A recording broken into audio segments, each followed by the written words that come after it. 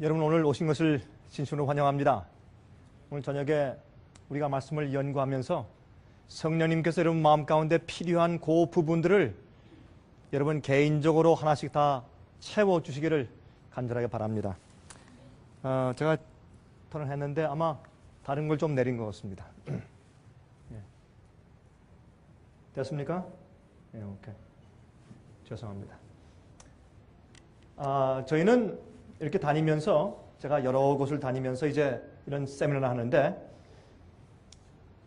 저희가 어디 가서 교회를 세우려고 목적하는 것도 아니고, 또 우리가 다니면서 어떤 팔을 만들려고 애쓰는 것도 아니고, 저희는 단지 여러 곳에 흩어져 있는 우리 주님을 아는 성도들에게 진리와 말씀대로 살도록 도와드리기 위해서 애쓰는 것뿐입니다. 그래서 저희는 이제 이런 집회 할 때마다 그때마다 조금 다른 내용의 그 세미나들을 우리가 하고 있습니다. 근데 그 세미나들은 여러분들이 평상시에 교회 가서 들어보거나 공부하시기에 좀 어려운, 또 그렇게 쉽게 사람들을 만나서 성경을 연구하기에 좀 어려운 그런 부분들을 우리가 특별하게 좀 선정을 해서 여러분들에게 좀 가르치는 그런 일을 하고 있습니다. 그리고 사실은 여기에 참석하시는 분들보다는 저를 화면으로 대하는 분들이 참 많으시기 때문에 사실은 우리가 이렇게 녹화를 하기 위해서 다니는 그런 이유도 꽤 많이 있습니다. 지금 마이크 사정이 그렇게 훌륭하지는 않은 것 같습니다. 오늘은 여러분과 함께 제가 성경에 있는 한 가지 굉장히 중요한 예언에 대해서 같이 좀 연구를 할 텐데, 이것은 예언이라고 하는 것보다 우리가 많은 그리스도인들이 좀 오해하고 있는 한 부분을 우리가 성경적으로 함께 좀 살펴보는 시간을 좀 갖도록 해보겠습니다. 이게 무슨 뜻이냐면, 여러분께서 보시면 이제 제가 오늘 여러분들에게 이스라엘의 회복이라고 하는 제목으로 말씀을 드릴 텐데, 이것이 현재 여러분과 저에게 어떤 의미를 가지며 또 이것이 과연 오늘날 이 세상에 있는 그리스도인들에게, 모든 기독교에게, 교회들에게 어떤 의미를 가지는가에 대해서 여러분께서 이해하셔야 되실 것입니다. 이것은 굉장히 중요합니다. 굉장히 간단한 이야기 같지만 이스라엘의 회복, 간단한 얘기죠. 하나님께서 옛날 이스라엘 백성들이 다 멸망했기 때문에 주님께서 이제 새로운 이스라엘을 회복하신다는 예언이 성경에 많이 있습니다. 그러면 이것이 무슨 뜻이겠습니까? 성경에서 하나님께서 내가 이스라엘 다시 회복시킬 것이다 라고 말씀하신 것이 무슨 뜻인지에 대해서 오늘날 많은 교인들이, 많은 교회들이 오해하고 있기 때문에, 그 오해한 것 때문에 자기들 생활에 이 예언의 적용이 잘못되고, 그러므로 인해서 잘못된 기대를 가지게 되고, 잘못된 기대를 가지기 때문에 영적인 준비가 잘못 삐뚤어지게 되어 있습니다. 제가 이것이 무슨 뜻인지 제가 설명하면서 여러분께서 이해하시게 이제 되실 것입니다. 우리 이거 한번 좀 이해해 보십시다. 제가 지난번도 말씀드렸지만 옛날 하나님께서 노아 홍수 당시에 노아에게 무슨 명령을 했습니까? 노아에게 방주를 지으라. 방주에 대해서 정확한 치수를 주었죠. 길이, 넓이, 높이, 문을 몇 개? 노아 방주의 문이 몇 개입니까? 3개요, 2개요, 4개요, 하나요? 하나죠. 문이 하나밖에 없습니다. 그렇죠? 우리 분명히 하십시다. 창문이 몇 개입니까? 창문이 5개입니까? 7개입니까? 3개입니까? 자, 이 선다형 창문이 몇 개입니까? 3개입니까? 7개입니까? 10개입니까? 12개입니까? 아니면 지금 답변이 다 틀렸습니까? 다 틀렸습니다. 창문이 몇 개입니까? 하나밖에, 위로 한 거 하나밖에 없었죠. 제가 이런 질문을 드리는 이유는 우리가 성경을 읽을 때 그냥 쭉 읽어버려요. 그러나 그런 하나하나가 우리에게 그 의미를 갖습니다. 성경은 굉장히 함축된 말씀이에요. 성경은. 그래서 성경에 많은 뜻이 이제 그 함축된 짧은 말씀 가운데, 단어들 가운데, 몇 문장들 가운데 함축되어 있는데, 왜냐하면 하나님께서 우리 인간들에게 하시고 싶은 말씀이 많잖아요. 근데 그 하시고 싶은 말씀을 전부 다 기록하려면 어떻게 해요? 성경 66권이 아니라 수백 권, 수만 권을 쓴다고 해도 모자라지 않겠습니까? 우리가 찬송을 부를 때 하늘을 두루마리 삼고 모든 풀들을 붓을 삼아서 바다를 잉크를 삼아서 기록해도 주 하나님 사랑을 다 기록할 수 없도다. 그런 찬송을 부르지 않습니까? 그렇죠? 마찬가지로 하나님 말씀을 어떻게 적은 책에 우리가 다 기록할 수가 있겠습니까? 그래서 주님께서 함축해서 쓰셨는데 역사도 어떤 역사만 우리의 영생에 꼭 알아야 할 필요한 부분만 함축해서 역사 기록하시고 그 역사도 제가 중국을 자주 하거든요. 제가 중국에서 돌아온 지가 지금 한 3주 정도밖에 안 됐습니다. 그런데 중국에 가면 가끔 그런 질문을 해요, 저한테. 아니, 목사님 참 이상합니다. 아니, 왜 다른 나라들 역사는 유럽 역사가 많이 있고 미국 역사까지 다 있는데 어떻게 이렇게 큰 대국이고 세계에서 제일 많은 인구를 가지고 있는 13억의 인구를 가지고 있는 중국에 대한 예언이 한마디 성경에 없습니까? 그런 질문을 제가 제가 자주 듣곤 합니다. 근데 그런 이유는 이렇습니다. 제가 이렇게 대답을 하죠. 여러분의 그 심정을 제가 이해합니다만은 그러나 하나님께서 성경을 기록하실 때 역사는 하나님께서 인간을 어떻게 구원하시느냐 하는 그것을 초점으로 해서 거기에 필요한 역사만 집약해서 쓰셨기 때문에 중국 역사는 빠져있는 것이지 하나님께서 중국을 덜 중요하게 여기시든지 아니면 중국 사람들을 덜 중요하게 여기시는 것이 아닙니다. 제가 설명을 하죠. 하나님께서 이 성경을 기록하실 때 왜 어떤 때는 어떤 역사만 특정하게 이스라엘 역사와 유대 역사와 나중에 중세의 역사와 교황권의 역사와 핍박의 역사도 어느 특정한 지역에서 왜 그렇게 하시느냐 하면 진리가 어디에 어떻게 줄을 타고 그 강물의 맥이 어떻게 흐르는지에 대해서 보여주시기 위해서 하시는 것이죠. 그러니까 다시 말해서 컨센트레이트 되어 있는 것이에요. 어디에 집약되어 있고 어디에 초점이 맞춰져 있는 것입니다. 그래서 우리가 성경 말씀을 이해할 때 하나님께서 우리를 어디로 지금 인도하시려고 하는 것이에요. 주님께서 말씀하기를 너희는 좁은 길로 가라. 좁은 문으로 들어가라. 넓은 길로 가지 말아라. 넓은 길로 가는 자들은 참 많다. 거기 가지 말아라. 좁은 문으로 가라. 나중에 누가복음 13장에 말씀하기를 많은 사람들이 어떻게 해요? 좁은 문으로 들어가려고 애를 써도 들어가지 못할 것이다. 이게 무슨 말씀인 줄 아세요? 이거는 많은 사람들이 주여 주여 다 주님을 찾는 것 같지만은 하나님 아버지의 뜻대로 하지 않는 것입니다. 이건 참 정말 문제입니다. 여러분 제 소리가 좀 큽니까? 좀 스피커가 좀 큽니까? 그렇지 않습니까? 예.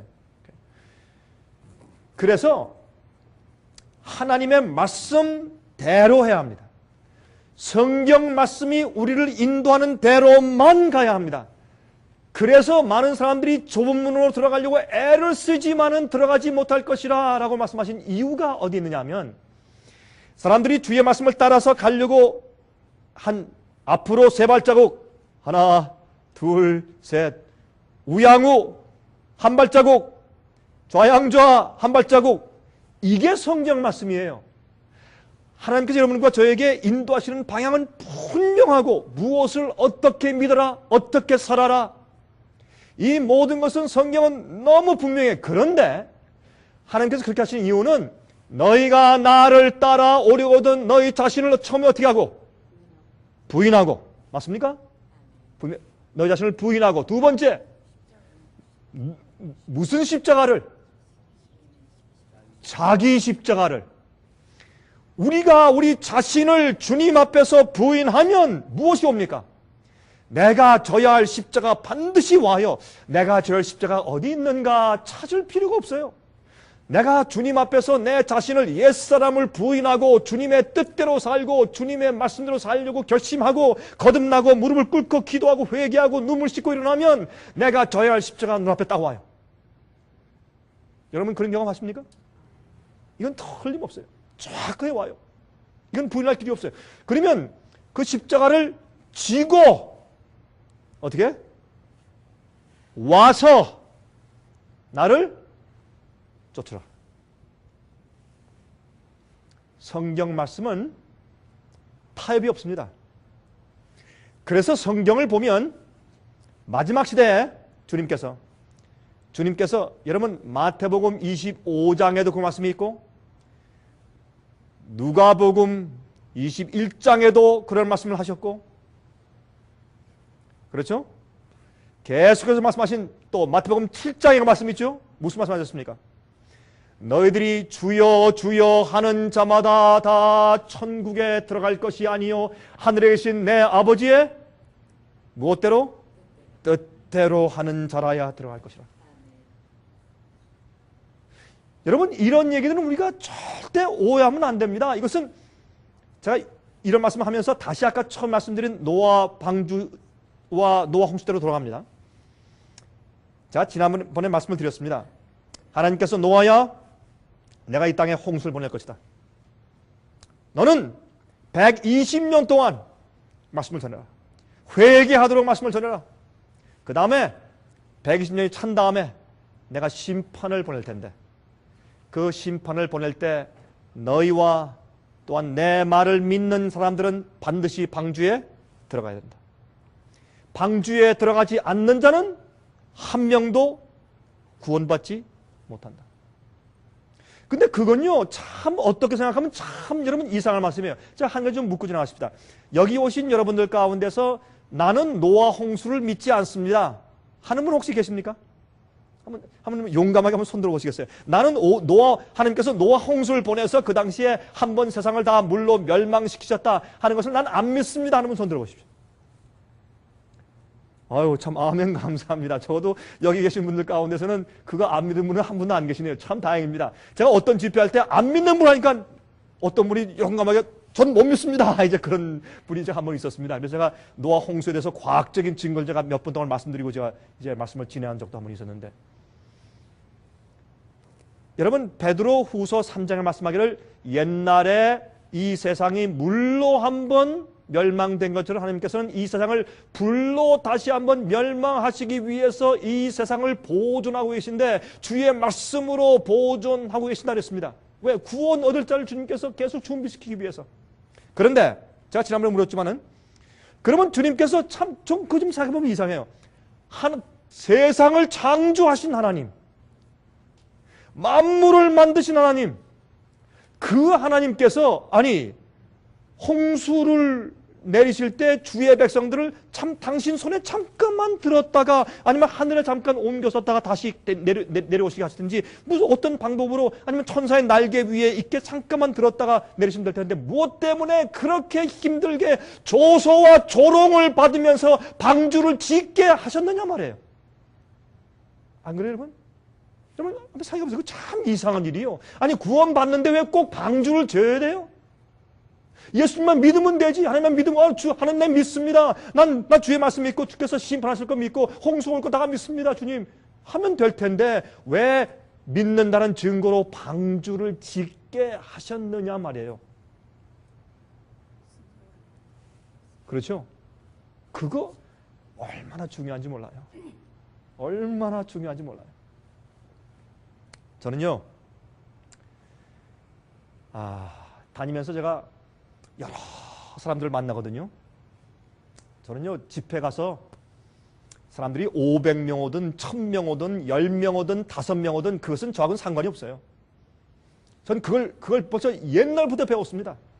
전 지난번에 한 달 전에 제가 한 달도 안 됐어요. 한 3주밖에 안 됐는데 제가 중국에서 집회를 하는데 중국에서 우리 집회할 때는 시간이 없으니까 평신도 집회가 아니라 이제 목회자, 이 교회 지도자들만 모아서 우리가 집회할 수밖에 없어요.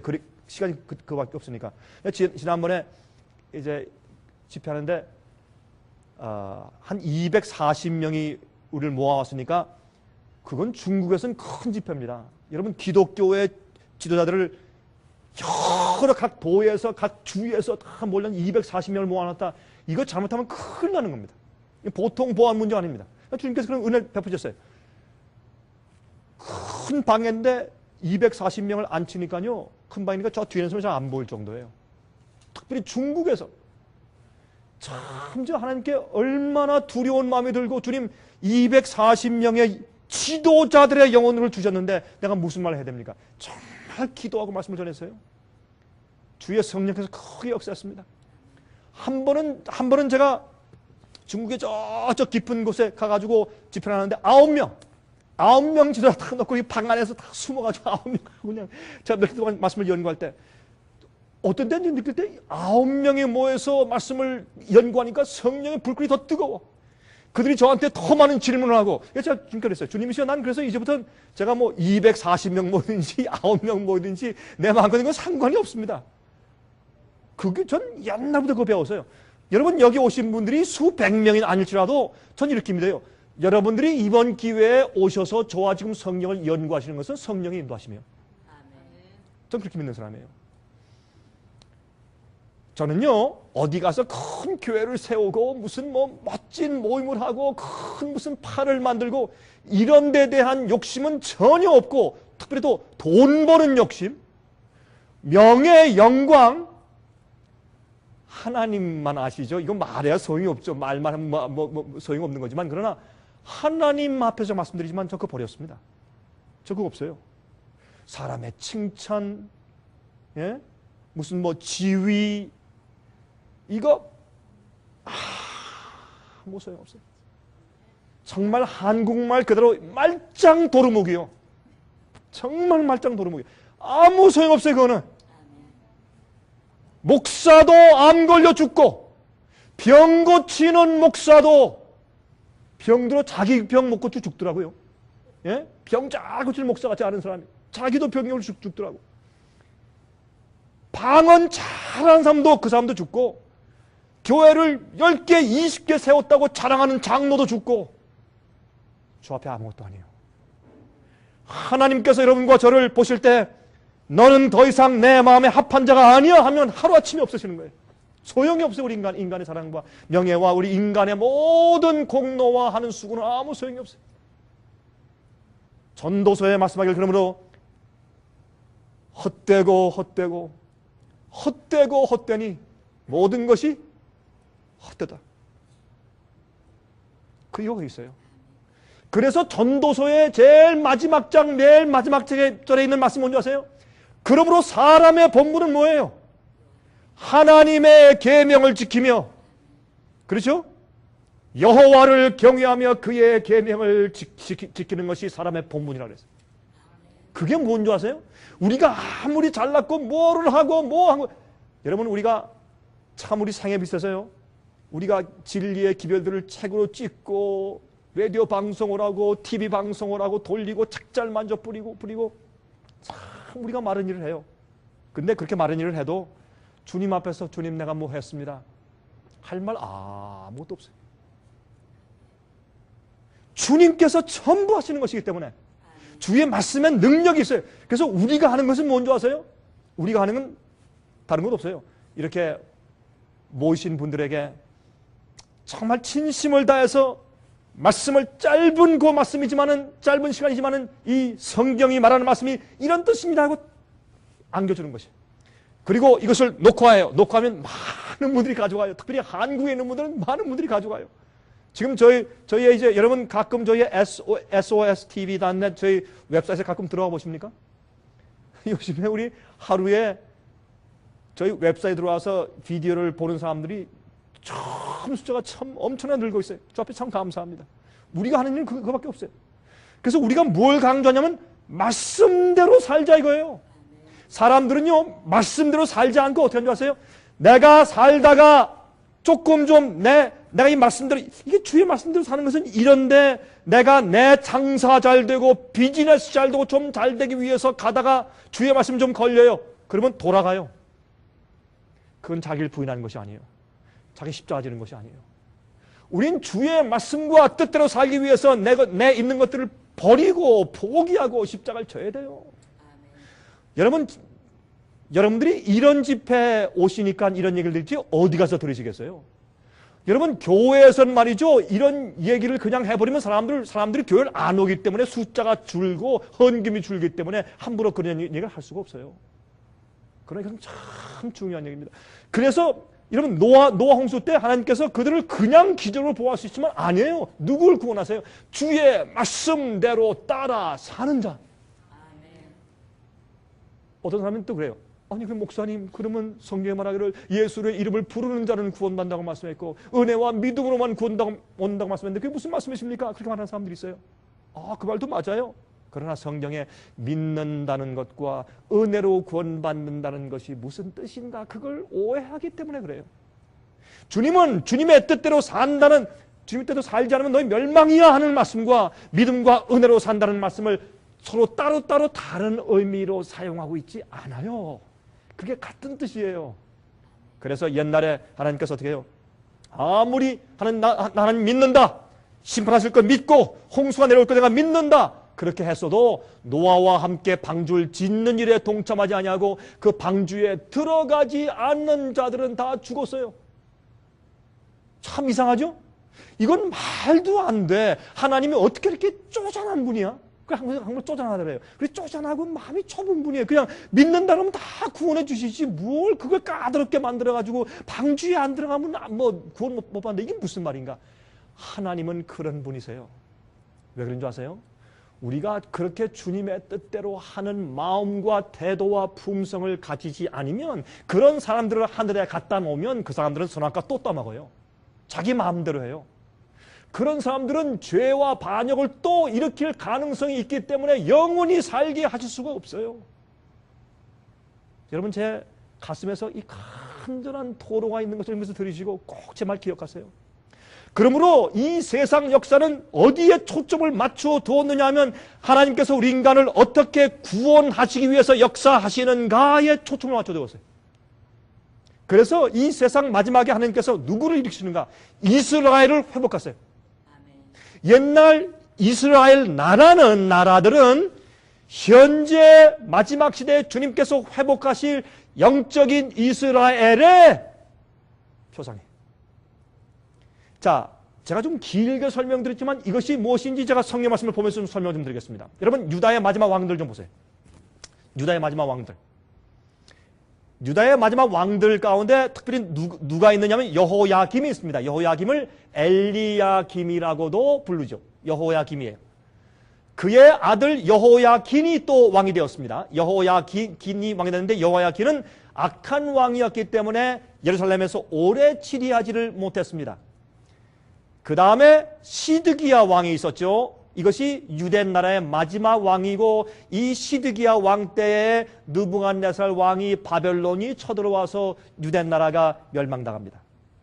성전이 파괴되고 그 여호야긴이 어떻게 해요? 이 바벨론에 반역하고 나섰을 때 어떻게 했습니까? 느부갓네살이 와서 여호야긴을 어떻게 해요? 수갑을 채워가지고 쇠사슬을 채워가지고 바벨론을 끌고 가서 거기에 감옥에 가두었습니다. 그 다음에 세운 왕이 시드기야 왕인데 시드기야는 왕은 여호야긴의 삼촌이었습니다. 그의 별명은 마따니아나 아니면 고니아였습니다. 근데 이 왕은 눈을 뽑힘을 당하고 쇠고랑에 채워져서 바벨론으로 끌려가서 거기서 엄청나게 고생을 했어요. 나중에 풀려났지만은. 그래서 유대 나라가 이 세 왕을 통해서 완전히 망합니다.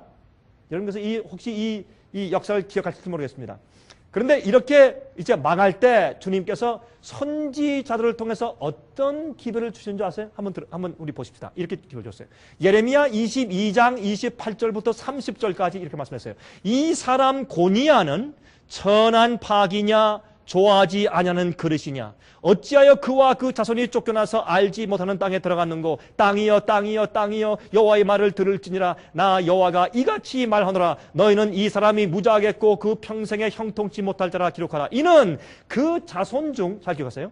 그 자손 중 이 고니아는 시드기야 왕의 별명이니까 이 마지막 왕이죠. 그 시드기야 왕의 자손 중에 형통하여 다윗의 위에 앉아 유다를 다스릴 사람이 다시는 없을 것임이니라. 다시 말해서 성경 말씀은 무엇을 지금 예언하냐면 이 시드기야 왕 이후에는 더 이상 유다 나라에 무엇이 없을 것이다?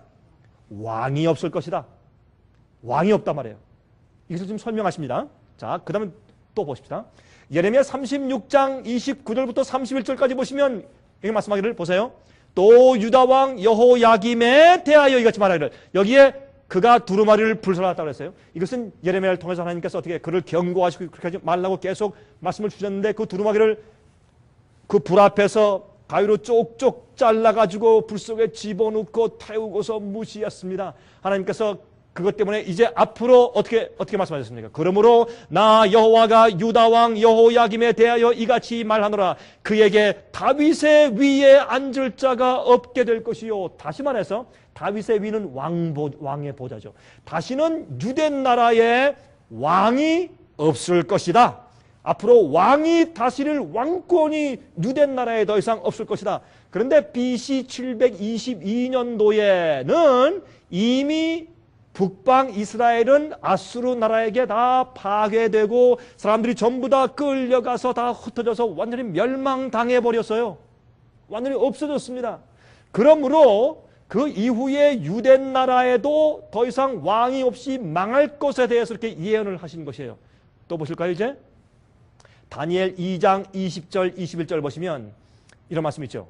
다니엘이 말하여 가로되 영원 무궁히 하나님의 이름을 찬송할 것은 지혜와 권능이 그에게 있음이로다. 그는 때와 기한을 변하시며 왕들을 패하시고 왕들을 세우시며 지혜자에게 지혜를 주시고 지식자에게 총명을 주시는도다. 이것은 다니엘이 하나님께 기도할 때 한 내용인데 이 내용은 지금 다니엘이 누구에게 계시를 지금 설명해 주려고 하는 것입니까? 다니엘이 지금 이 하나님의 계시를 이 비전을 꿈과 계시를 설명해 주는데 누구에게?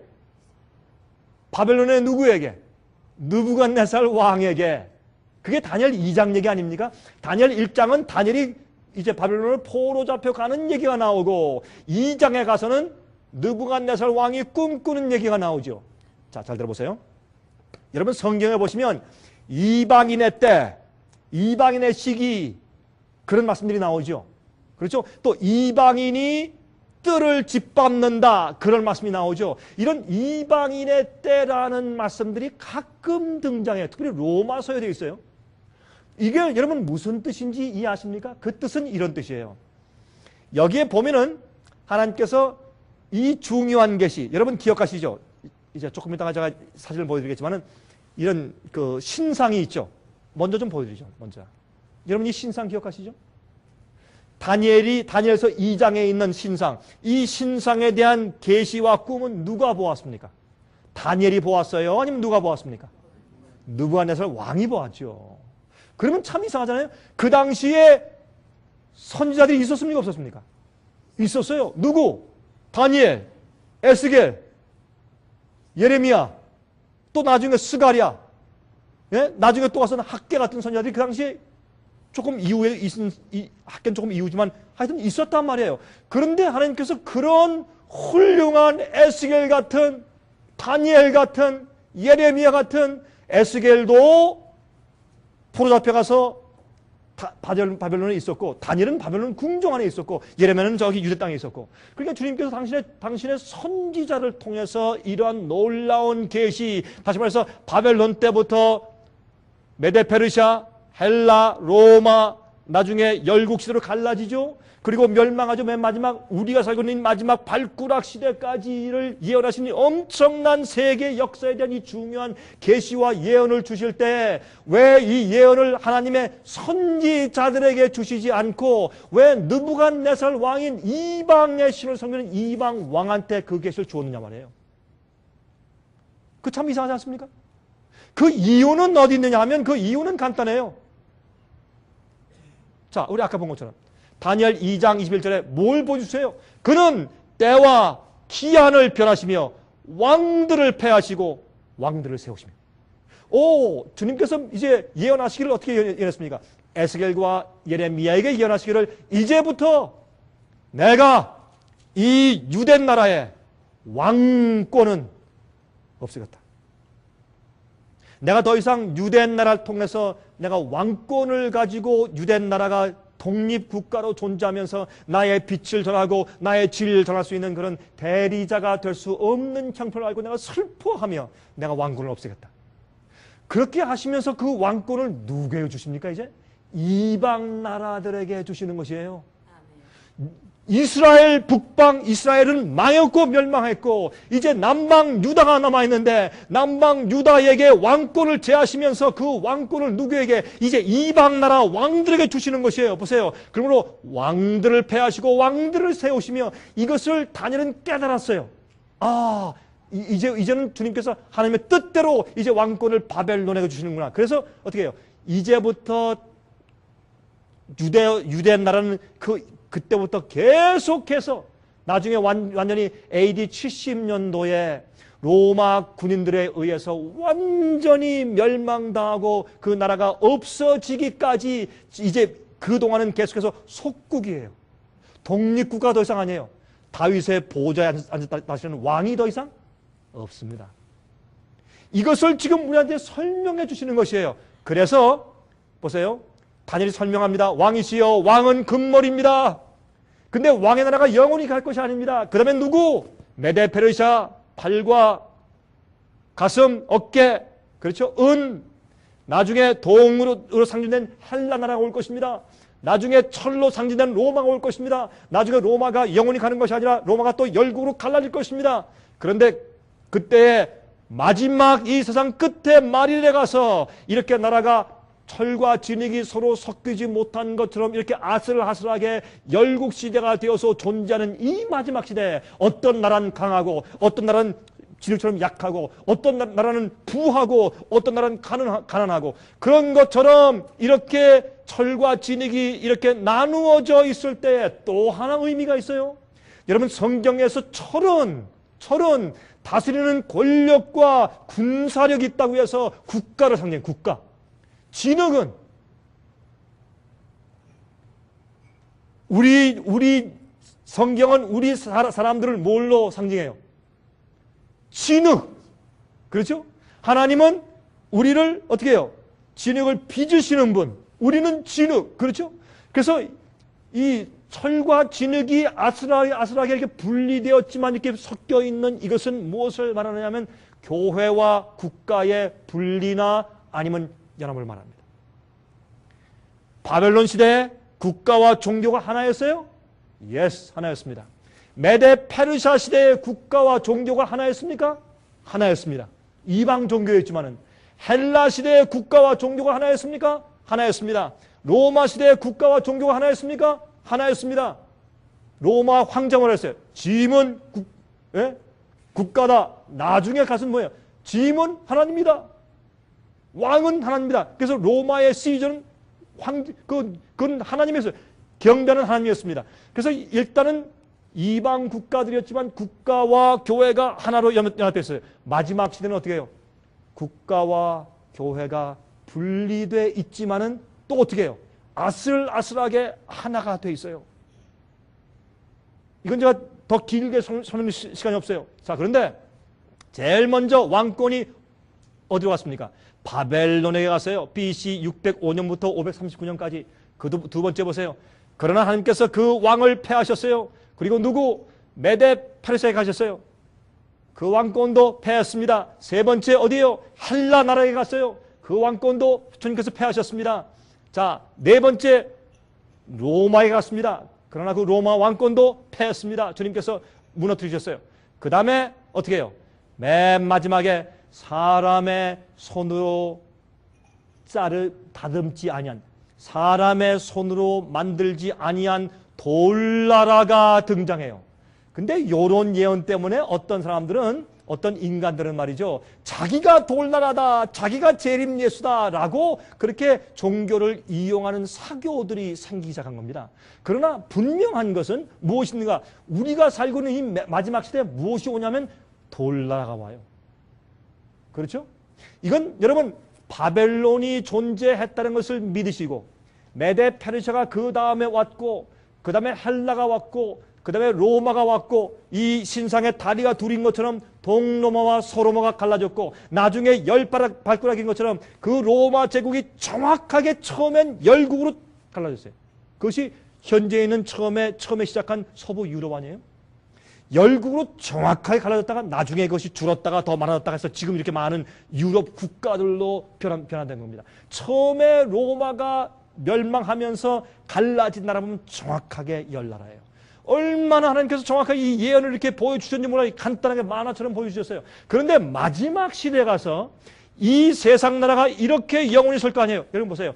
이 신상이 얼마나 위태한가. 제일 무거운 게 어디예요? 제일 무거운 게 발이어야 돼요. 그래야지 이 신상이 튼튼하지 않습니까? 근데 어디가 제일 무거워요 지금? 머리가 제일 무거워 지금. 머리가 금이에요. 그러니까 이 위에가 무거우니까 아슬아슬 언제 쓰러지고 넘어질지 몰라요. 그러므로 맨 마지막 시대에 돌나라가 와서 어딜 쳐요? 머리를 치지 않아요? 가슴을 치는 거 아니에요? 배를 치거나 다리를 치는 거 아니에요? 로마 시대에 멸망하는 것이 아니에요? 마지막 열굴 시대 맨 마지막 끝에 이 세상 마지막 시대에 돌나라가 와서 그 우상을 쳐서 멸망시킨다고 성경은 예언하고 있어요. 그런데 계속 보십시다.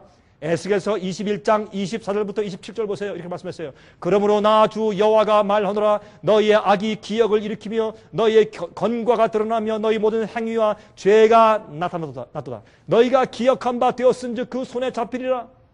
너 극악하여 중상을 당할 이스라엘 왕아, 내 날이 일어났나니 곧 죄악의 끝되니라. 나 주 여호와가 말하노라. 관을 제하며 멸류관을 벗길지라. 똑같은 말씀하세요. 내가 이제 이스라엘 나라는 망했고 이제 유대 나라에도 왕권을 없앨 것이다. 멸류관을 없앨 것이다. 그대로 두지 못하리니 낮은 자를 높이고 높은 자를 낮출 것이니라. 내가 엎드러뜨리려니와 이것도 다시 잊지 못하리라. 잘 들으세요. 이제 맨 마지막에 마땅히 얻을 자가 이르면 그에게 줄 것이라. 마지막 시대에 주님께서 어떻게 해요? 마땅히 이 왕권을 얻을 자가 이르러 오면 내가 그에게 왕권을 주겠다. 보세요. 이 북방 이스라엘은 망했어요. 남방 유다는 너무나 주의 말씀을 순종하지 않고 배역하고 그들이 반역하고 진리대로 살지 않으니까 하나님께서 할 수 없이 그들의 말씀하기를 이제 너희에게서 왕권과 멸류관을 제하겠다. 그리고 이것을 내가 누구한테 주겠다? 이방 왕들에게 주겠다라고 해서 느부갓네살 왕한테 그 꿈과 계시를 주셨을 때 다니엘이 그것을 해석하면서 말하기를 하나님께서 왕을 폐하시고 왕을 세우시고 그런 말씀을 한 겁니다. 그 다음에 주님께서 말씀하기를 에스겔에게 그런데 나중에 마땅히 얻을 자가 오면 내가 그에게 왕좌를 다시 주겠다. 왕권을 다시 주겠다 그랬습니다. 그러면 여러분 이 마땅히 얻을 자가 누구예요? 유다 나라의 다윗의 보좌 위에서 앉아서 다스릴 왕이 더 이상 없을 것이라고 말씀하시면서 예언을 하신 다음에 왕권을 패했어요. 그 다음에 주님께서 마땅히 이 왕권을 얻을 자, 다윗의 보좌 위에 올라 앉아서 다스릴 고난이 있는 그 자가 올 때 내가 그 왕권을 그에게 줄 것이라 했어요. 그 마땅히 얻을 자가 누구예요? 예? 예수님이죠. 메시아죠. 자, 그러면 우리 또 그 지점에 가서 또 출발해 보십시다. 이렇게 성경 예언은요, 하나하나 우리가 짚고 진행할 디딤돌이 있어요. 성경 예언을 함부로 해석하면 안 돼요. 성경 말씀에 다 디딤돌이 있어요. 그 기초 속대로 따라가야 돼요. 안 그러면 함정에 빠지는 것이에요. 주의 말씀의 길대로 따라가야 합니다. 자, 그 다음 보십시다. 이제 이사야 11장 10절부터 12절, 15절, 16절 보세요. 여기에 그날의 이새의 뿌리에서 한 싹이 나서, 이새는 누구의 아버지입니까? 다윗의 아버지죠. 그러므로 이새의 뿌리에서 한 싹이니까 예수님 말하는 것이죠. 자, 메시아 만민의 기호로 설 것이요 열방이 그에게로 돌아오리니 그 거한 곳이 영화로울 것이라. 오, 여기 보니까 이제는 진짜 실제적인 문자적인 이스라엘과 유대 사람들을 말하는 것이 아니에요. 히브리인들 말하는 것이 아니에요. 그렇죠? 잘 또 보십시다. 11절 그날에 주께서 다시 손을 펴사 그 남은 백성을 아수르와 애굽과 바드로스와 구스와 엘람과 시날과 하맛과 바다 섬들에서 돌아오게 하실 것이라. 참 우리가 읽기도 어렵죠. 이런 말들이. 자, 12절 여호와께서 열방을 향하여 기호를 세우시고 이스라엘의 쫓긴 자를 모으시며 땅 사방에서 유다의 이산한 자를 모으시리니. 자, 이게 무슨 뜻일까요? 근데 여기에 제가 미리 좀 설명을 좀 드리고 갈게요. 여러분, 여기 있는 이 해석들을 1948년도에 저기 중동 지방에서 이스라엘 나라를 재건국한 것으로 이 예언을 다 집중시켜서 거기에 예언 성취로 보기 때문에 큰 문제가 생겼어요. 여러분들 교회에서 그런 얘기 많이 들으셨죠? 기적적으로 성경의 구약의 예언의 성취를 보라. 이스라엘이 그렇게 다 흩어져 있던 사람들이 저기 보라. 전부 다 모여서 기적적으로 한 나라가 다시 생겼지 않느냐.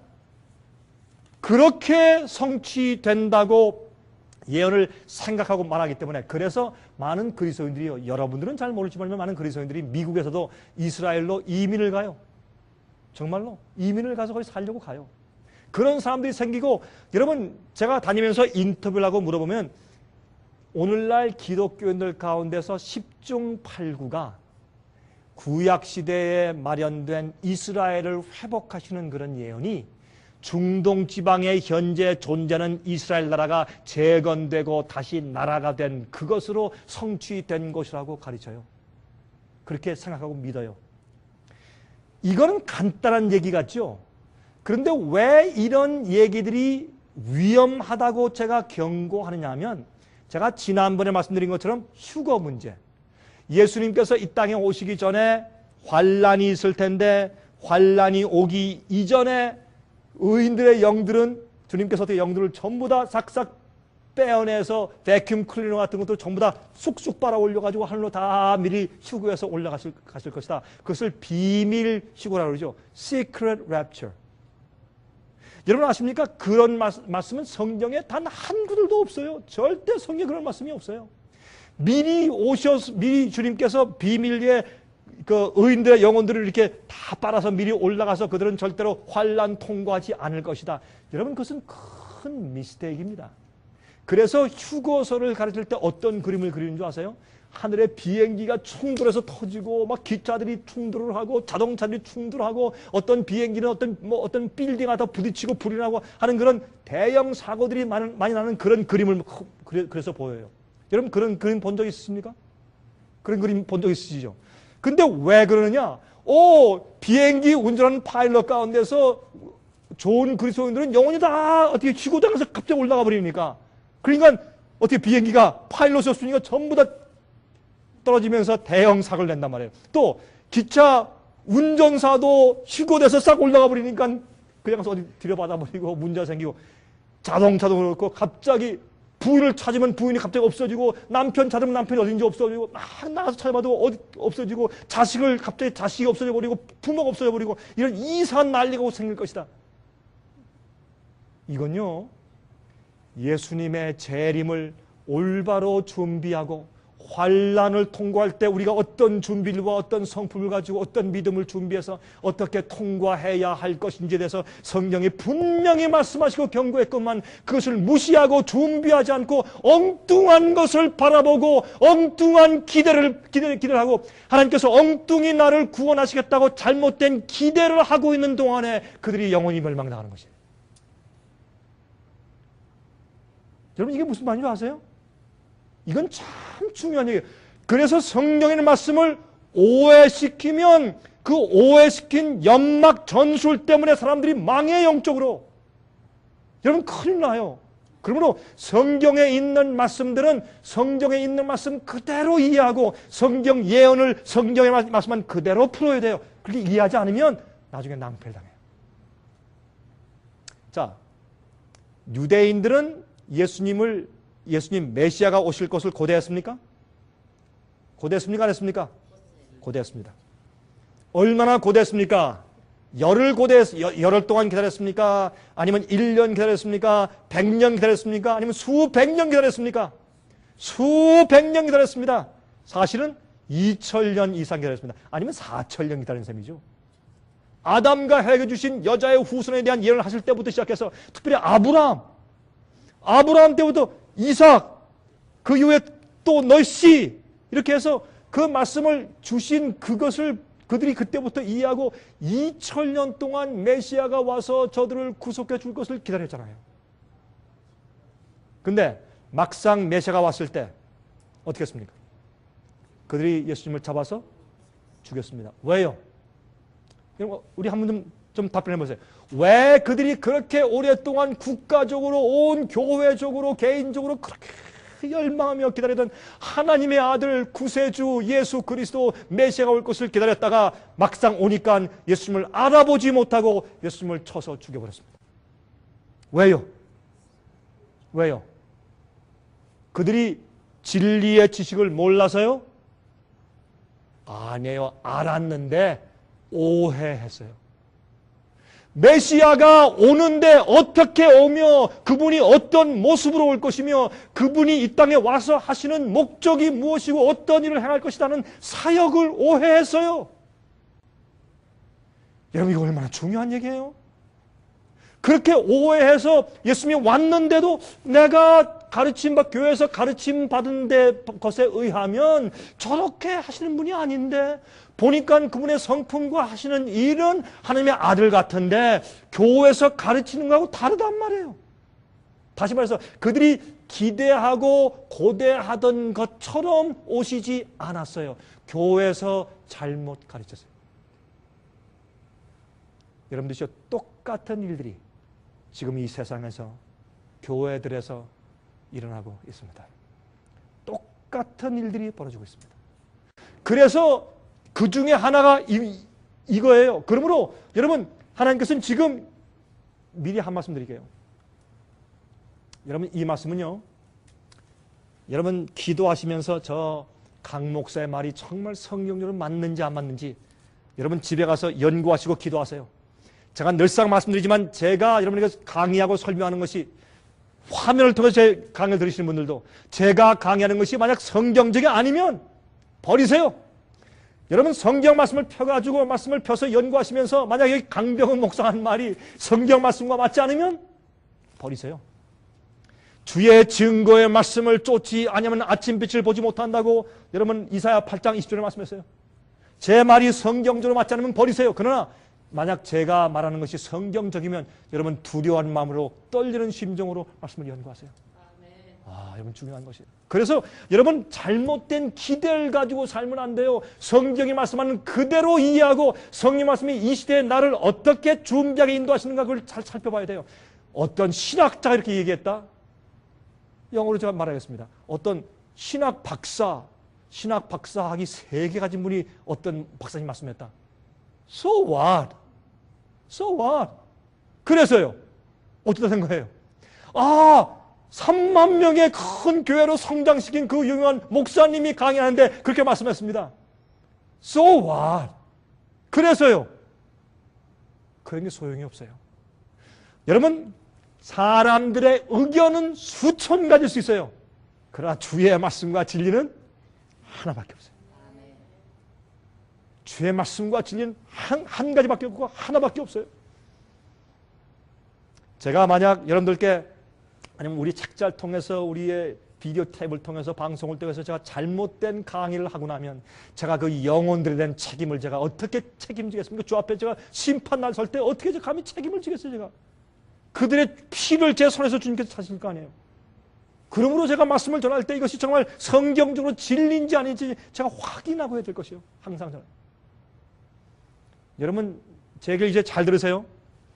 그러므로 주님께서 앞으로 기호를 세우세요. 깃발을 높이 드시고 열방에서 사람들을 주의 남은 백성을 모으는데 어떻게 모으신지 아세요? 진리로 말씀으로만 모으세요. 보세요.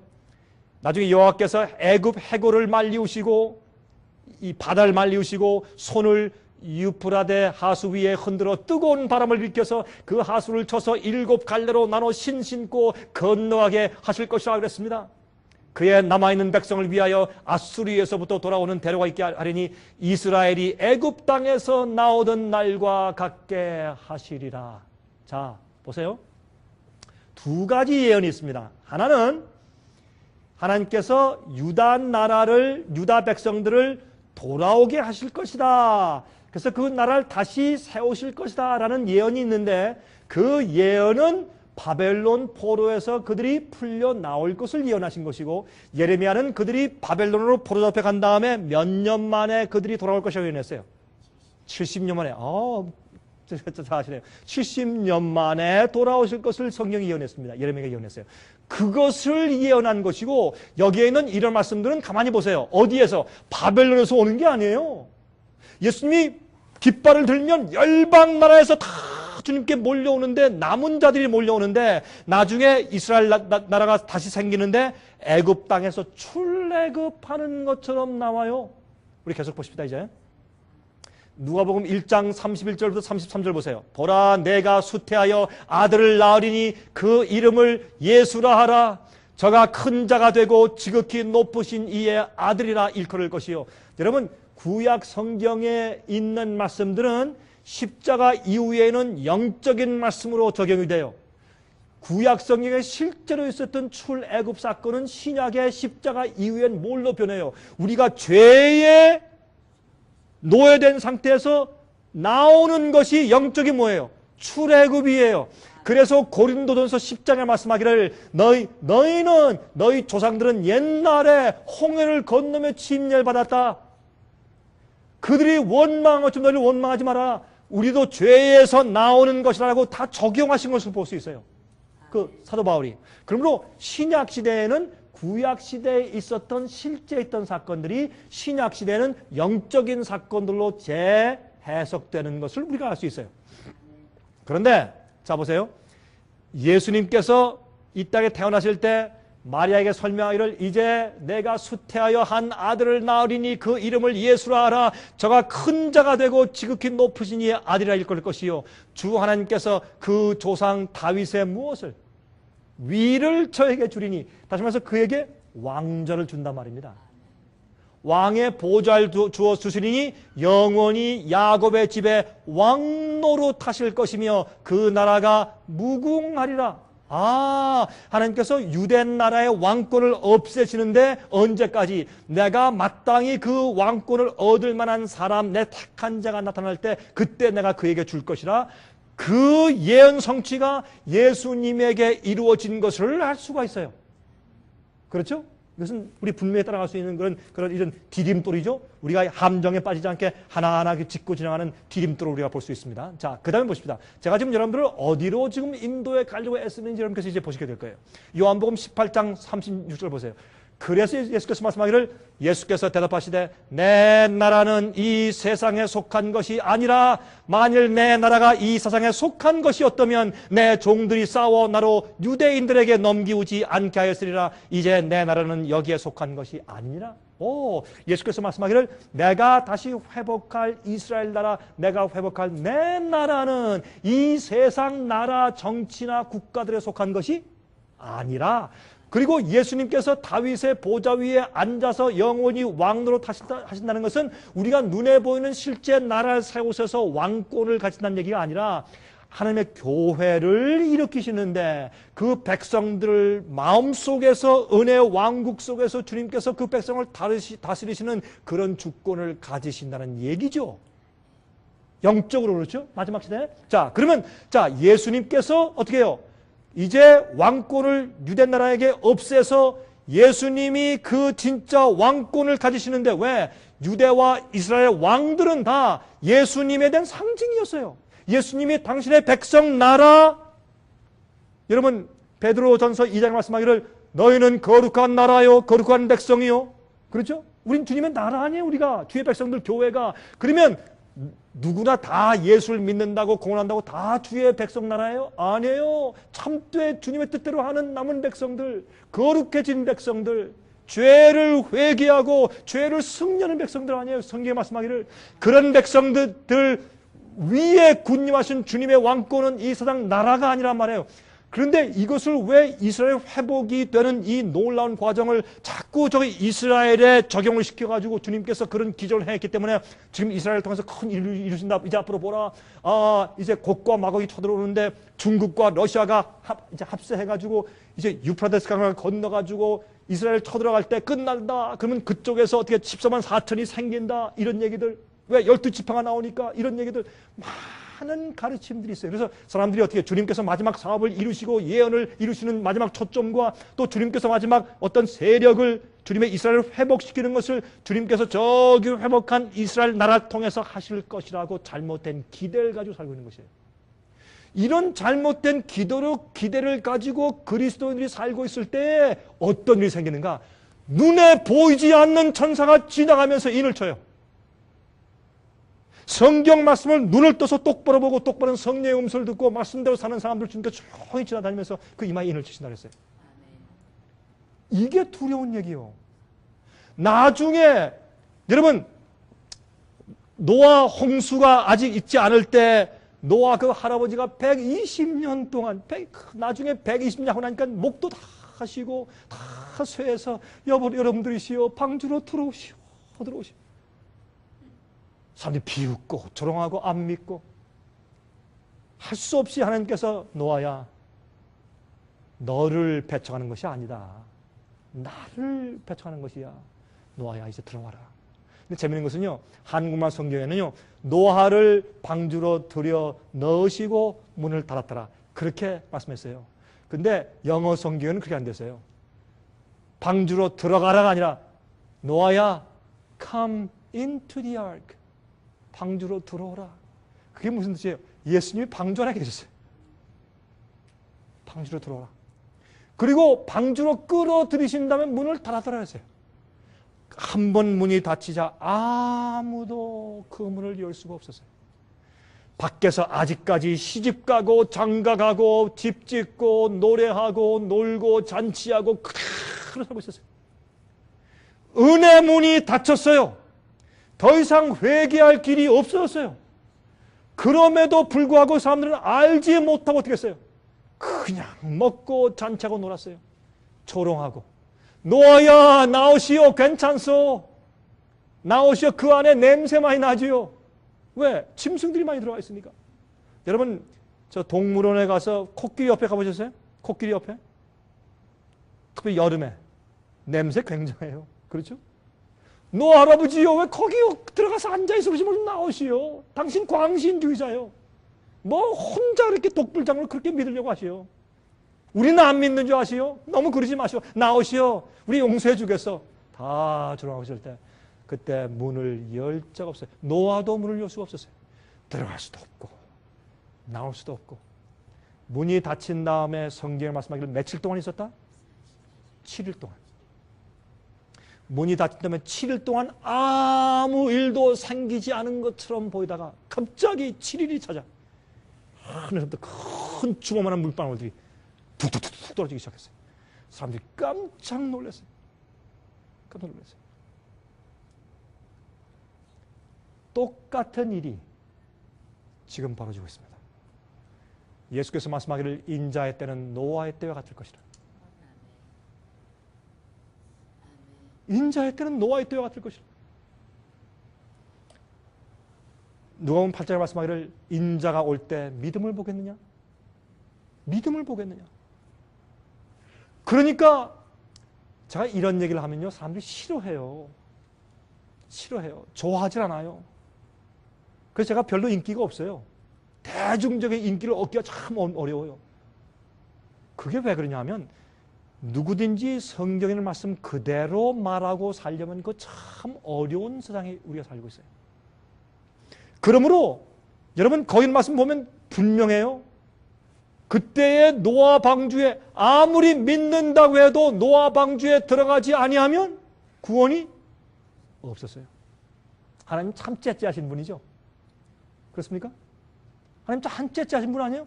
믿는 사람 많으면 웬만하면 믿는다고 하면 그냥 다 데려가시지 뭐 그렇게 까다롭게 따지셔가지고 방주에 안 들어가면 주님께서 구원 안 하셨어요.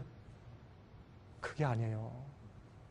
방주에 만약에 말이죠, 문을 열 수만 있다면 사람들이 물이 막 비가 올 때 그 사람들이 막 달려가가지고 방주문을 터뜨리면서 노 할아버지 우리가 믿습니다 문 좀 열어주세요 할 때 그 사람들이 그때라도 마지막으로 믿은 거 아니에요? 회개한 거 아니에요? 그때 노아가 문만 열 수 있었다면 그 방주문을 열어가지고 짐승들 기린 큰 거 코끼리 뭐 사자 호랑이 전부 내보내고 자기 친구들 그 문 뚫린 사람들 전부 다 불러들였을 거 아니냐 말이에요.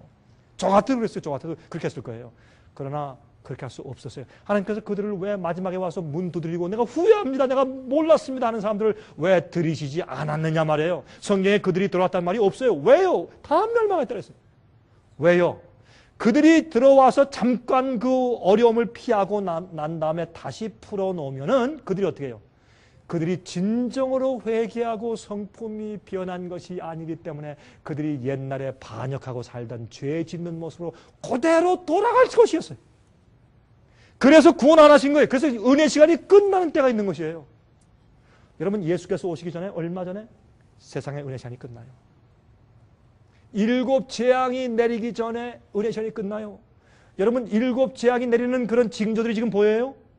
세상에 물들이 피가 되는 그런 징조가 지금 세상에 있어요, 없어요? 있어요. 바다에 적조 현상이 있어요, 없어요? 종기 재앙 같은 그런 징조가 지금 있어요, 없어요? 옛날 노아 당시에 새와 동물들이 주님의 말씀하신 대로 쌍쌍이 방주로 들어가는 것을 보고 짐승들과 새들의 음성을 듣고 사람들이 깜짝 놀라고 저게 무슨 일인가 참 이상하다 그랬어요. 지금도요, 조류독감, 광우병, 짐승들과 새들이 소리를 질러요. 이 세상이 끝날 때가 되어서 빨리 하늘 가야 돼요. 성령께 인도함 받는 하나님의 아들들이 나타나기를 고대한다고. 누가? 만물들이 소리치고 고대해요. 그 말씀이 어디 있어요? 로마서 8장에. 만물이 탄식하는 때가 살고 있어요. 노아 때예요. 인자의 때는 노아 때 같다 그랬어요. 그렇게 하는데 여러분, 지금 7 재앙의 징조들이 세상에 가득 보여요. 그런데 실제로 갑자기 재앙이 떨어지면 있죠. 어이쿠, 준비해야 되겠다. 늦었어요. 은혜 시간이 끝났어요. 많은 그리스도인들이요, 주의 말씀대로 안 살았어요. 이것이 이슈예요. 우리가 이것을 사람들한테 얘기해 주려고 그렇게 애를 쓰는 것이에요. 그러므로 이런 것들도 우리가 지금 주님께서 우리에게 당신의 백성들을 어떻게 고르시고 어떻게 준비시키고 어떻게 조용히 눈에 보이지 않게 인치시고 그런 역사를 이해하고 우리가 우리 자신을 주 앞에 살피고 진심으로 회개하고 내 마음속에 숨어있고 남아있는 죄악이 어디 있는가, 또 내가 어떤 죄악적인 습관들이 아직까지 내 세계까지 남아있는 것이 어디 있는가 가만히 살피면서 주 앞에 정말 양심과 마음과 자기 생애를 정결케 하기 위해서 애쓸 때요, 그거 안 하는 사람들은 다 은혜 인치는 선사가 다 지나가 버려요. 이제 그 말씀을 좀 드리는 것이요. 잘 보세요. 이제 그 다음부터 보십시다. 로마서 2장 28절부터 28절 29절 대저 표면적 유대인이 아니요 표면적 육신의 할례가 아니라 오직 이면적 유대인이 유대인이며, 그렇죠? 할례는 마음에 할지니. 그러므로 여기 보니까 마지막 시대에 진짜 이스라엘 백성들, 유대인들, 히브리인들은 12지파 옛날 이스라엘 백성들, 유대인들이 아니라 어떻게 해요? 예수님을 믿는 마음속에 정말 할례한 참된 주님의 백성들인 것을 여기 설명했어요. 그러면 할례의 뜻이 뭐예요? 어린 남자 아기의 양피를 베죠. 그것은 무엇을 상징합니까? 그것은 자기 보세요. 할례를 마음속에 할지니 그거는 내 마음속에 있는 내 마음의 육신적인 그런 마음을 잘라버리는 것이에요. 죄를 잘라버리는 것이에요. 내 교만함을 잘라버리는 것이고 이기심을 잘라버리는 것이고 나의 하나님께 굴복되지 아니하고 세속적인 모든 나의 것들을 전부 잘라서 굴복하는 것을 의미하는 것이에요. 그게 할례예요. 그런 경험을 한 자가 진짜 유대인이다 그랬어요. 이거 보세요. 갈라디아 3장 28절 29절 보세요. 너희는 유대인이나 헬라인이나 종이나 자주자나 남자나 여자 없이 다 그리스도 예수 안에서 하나니라. 너희가 그리스도께 속한 자면 곧 아브라함의 누구요? 자손이요. 여러분과 제가 누굽니까? 아브라함 자손이에요. 우리가 실제적으로. 그러면 이제부터 주님께서 옛날에 유대 나라나 이스라엘 나라 그 족속들을 회복시키려고 하시는 것이 아니라 주님께서 그들을 택해서 선택된 민족으로 사용하시는 시간이 이제 끝나버렸어요. 이제 누구를 주님께서 회복시키고 찾으시냐면 참 이스라엘을 찾으시는데, 이제 그러므로 그 예수님 안에 속한 자가 되면 곧 아브라함 자손이요 약속대로 유업을 입을 자예요. 주님께서 이스라엘 나라와 유대 나라에 약속하신 그 유업과 약속은 누구한테 가는 거예요? 주님의 마지막 시대 참된 백성들, 참 영적인 이스라엘 백성들에게 그것이 가는 것이에요. 자, 그러면 이스라엘의 회복의 예언들이 있죠. 어떤 예언들이 있습니까? 예레미야 33장, 에스겔 36장부터 39장까지 그런 데 예언들이 많이 있어요. 이스라엘이 회복될 것이라는 예언들에 대해서. 어떤 내용들입니까? 포로에서 돌아올 것이라. 황폐한 곳에 다시 성읍들을 세우고 사람들이 살 것이라. 죄에서 용서받고 거룩하게 될 것이라. 왕이 다윗의 보좌에서 영원히 다스릴 것이라. 곡과 마곡의 멸망. 여긴 얘기 가운데서 어떤 것들이 섞여 있느냐 하면 실제적인 이스라엘 나라가 70년 포로된 상태에서 그들이 돌아와서 다시 유대 나라를 재건국하고 다시 성전을 재건축할 예언도 포함되어 있지만, 또 어떤 것들 보면 마지막 시대에 주님께서 영적인 이스라엘 백성들을 일으키실 것에 대해서도 말씀되어 있는 것이에요. 근데 이것을 사람들이 오해한 거예요. 자, 여기 곡과 마곡의 멸망도 있는데 보세요. 유다가 바벨론의 포로에서 돌아올 것에 대한 예언과 예수님의 구속 사업을 예언한 것이에요. 이런 예언들은. 그러므로 이것은 유대 나라가 BC 457년도에 바벨론에 포로 잡혀 있던 사람들이 예레미야 예언한 대로 70년 이후에 그들이 돌아왔죠. 그렇죠? 아닥사스다 왕의 명령에 의해서 돌아와서 그가 돈도 대주고 그다음에 그 성을 건축할 재료도 대주면서 그들이 돌아왔지 않습니까? 에스라와 느헤미야의 그 말씀이 있어요. 거기 보면 아닥사스다 왕 7년에 그랬어요. 아닥사스다 왕 7년이라는 말이 에스라 7장에 기록되어 있어요. 그 말씀은 BC 457년에 서기 전, 그때 그들이 돌아와서 성을 다시 건축하고 성전을 재정하는 것을 마쳤어요. 성벽을 건축하고, 그러한 일에 대한 예언들이요. 이건 상식적으로 할 수 있는 것이에요. 그것을 지금 이 시대 1948년도에 이스라엘 나라가 회복된 것을 예언한 것이 아니에요. 아니, 곡과 마곡을 갖다가 왜 이스라엘 나라와 러시아와 중국의 전쟁으로 비유해서 설명하냐 말이에요. 이건 잘못된 생각이에요. 그래서 사람들이 잘못된 곳에 눈에 초점을 가지고 잘못된 기대를 가지고 잘못된 어떤 일이 일어날 것이라는 잘못된 기대를 가지고 살게 만드는 것이에요. 그때 눈에 보이지 않게 어떤 일이 생겨요? 주님께서 영적인 이스라엘 백성들을 모으시고 인치는 놀라운 사건이 싹 지나가 버리는 거예요. 옛날 이스라엘 백성들이 성경을 가지고 성소에 양을 가지고 와서 성소 제도에서 양을 잡아서 제사하면서 그들이 성소 봉사 제도를 행했지만은, 그들이 메시아를 기다렸지만은 그들이 어떻게 해요?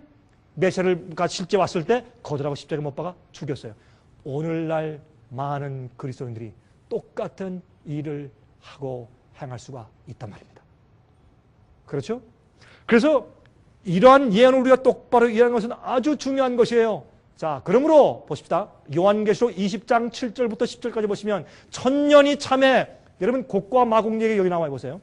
천년이 참에, 이 천년은 여러분 아무리 눈을 비비고 찾아보세요. 여러분 제가 지금 설명하는 이 설명대로 성경이 기록되어 있지 않다면 여러분 제가 100만 불 드리겠습니다. 여러분 혹시 로또 사세요? 여러분 여기 계신 분들은 로또 안 사시길 제가 바라는데, 혹시 여기 로또 사시는 분들 계세요? 저 올라오면서 보니까 버지니아였어요? 노스캐롤라이나에서 올라오면서 보니까 1200만 불 로또라고 이게 간판이 크게 붙어 있던데, 그게 뭐 버지니아입니까? 그건 잘 모르겠습니다만 어떤 데 로또에 당선되면 1200만 불씩 막 받고 그러는데, 여러분 그거 하지 마십시오. 그거 도박이니까. 그런데 여러분들이 로또에 당선 안 될지라도 여러분 제가 지금 설명하는 곡과 마곡과 천년기 얘기가 성경에 기록된 말씀대로 제가 말씀드리지 않는다면 여러분 그걸 증거를 가지고 와서 딱 도전하세요. 그게 맞으면 제가 여러분께 100만 불 드릴게요. 제가 100만 불이 없어요. 전 가난한 목사니까. 제가 그래도 이렇게 말씀드리는 것에 자신이 있으니까. 여기 보세요. 천년이 참의 이 천년은 예수님께서 이 땅에 두 번째 재강림하신 이후부터 천년기가 시작됩니다. 어떤 사람들은 예수님께서 재림하시기 이전에 복천년기가 먼저 있을 것이다 라고 말하는 것은 로만 가톨릭 교회 얘기요. 그것은 잘못된 신앙이고 잘못된, 성경은 한 번도 그렇게 가르친 적이 없어요. 아닙니다. 예수님께서 이 땅에 재림하신 이후부터 천년이 있는데 천년이 참해. 그래서 천년 동안 마귀가 이 땅에 딱 붙잡혀 있다 그렇게 설명되어 있어요. 근데 천년이 차고 난 다음에 예수께서 이 땅에 재림하신 다음에 천년 동안 지났을 때 그 천년 동안은 예수께서 재림하실 때 주 안에서 죽은 자들이, 자는 자들이 먼저 땅에서 일어나고 살아있는 자들이 그들과 연합하여서 어디서 주님을 만나요? 공중에 끌어올려서 공중에서 주님을 만날 것이라 그랬어요. 여러분, 그때 여러분들이 꼭 그곳에 함께 계시길 바랍니다. 꼭 그곳에 함께 계시길 바랍니다. 정말 그때 그 장소에 여러분들이 어떤 문제 때문에 정말 십자가 지고 따르는 정신 없이 주님께서 우리 생각 가운데 너는 영원히 살기 위해서 너 이거 포기해야 돼, 저거 포기해야 돼, 이거 줄래, 이거 나한테 줄래. 주님께서 절대 강요 안 하세요. 주님께서 네가 이 죄를 포기해야 되겠다, 이 욕심 포기해야 되겠다, 이거 나한테 줄래? 주님 가져가세요. 나 이게 참 싫습니다. 이거 주님 가져가십시오. 날 정결케 해주십시오. 두 번째, 그 다음날 오셔서 너한테 또 이게 있는데 너 이거 가지고 영원히 살 수 없겠다, 너 이거 줄래? 주님이 다 가져가십시오. 한 달 후에 또 오셔서 보니까 네 심장 뒤에 또 하나가 숨어있다, 그거 나한테 줄래?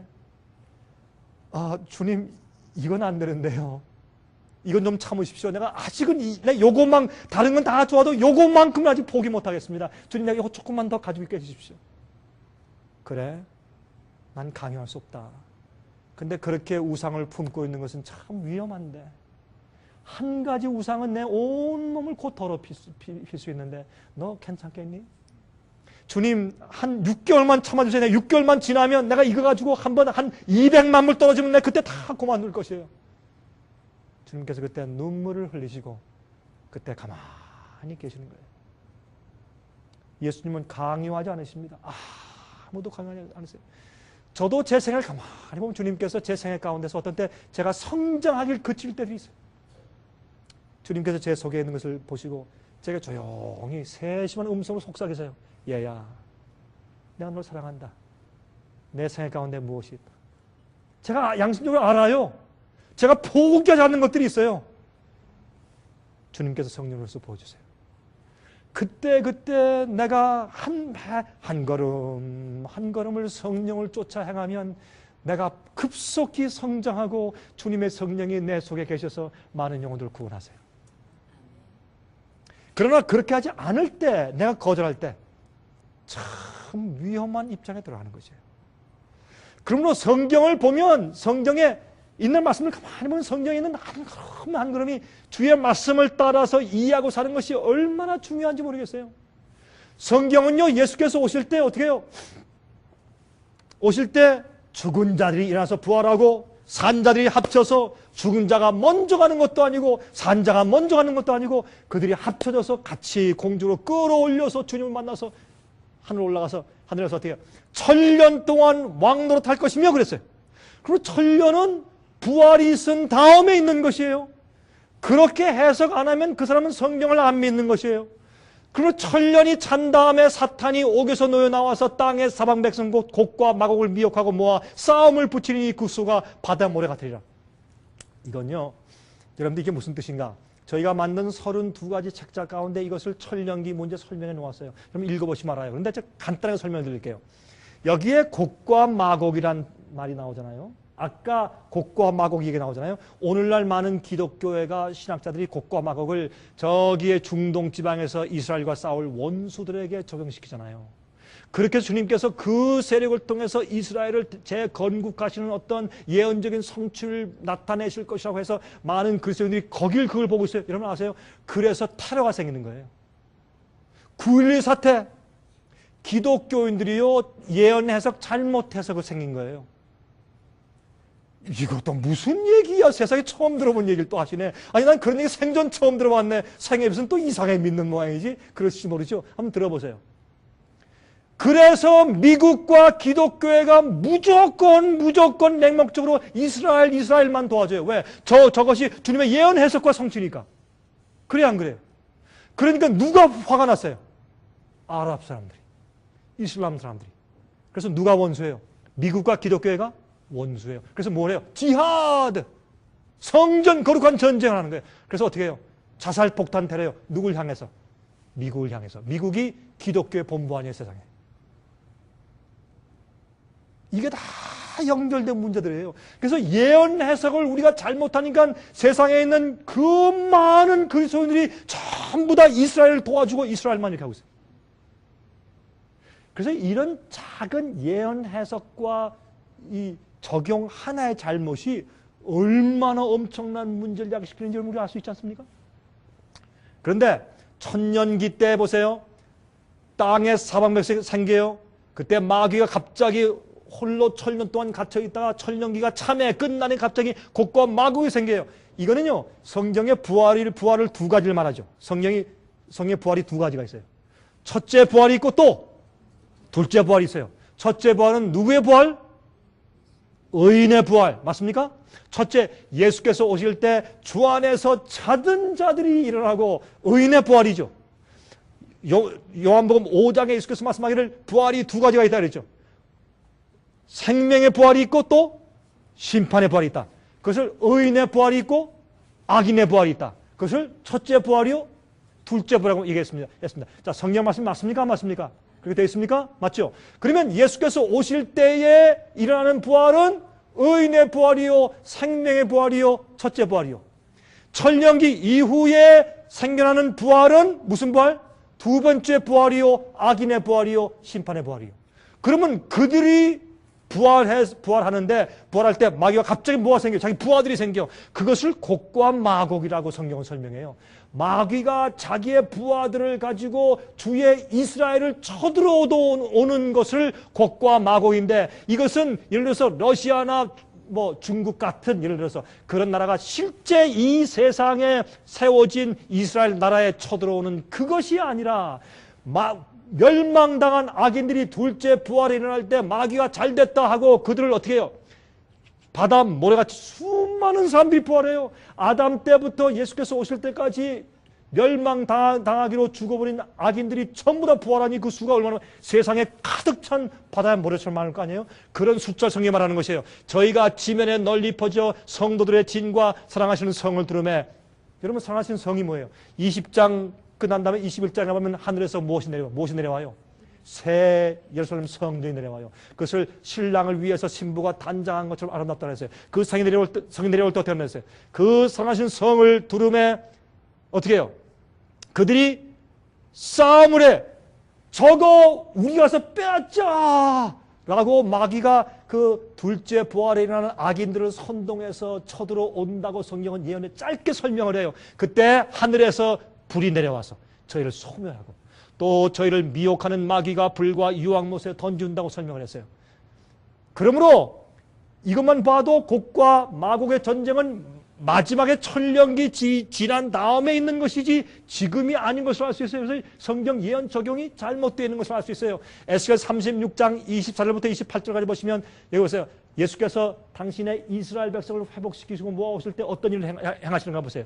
내가 너희를 열국 중에서 취하여 내고 열국 중에서 모아 데리고 고토에 들어가서 맑은 물로 너에게 뿌려서 어떻게 해요? 옛날로 돌아가서 그들을 깨끗게 하는데 여기 보세요.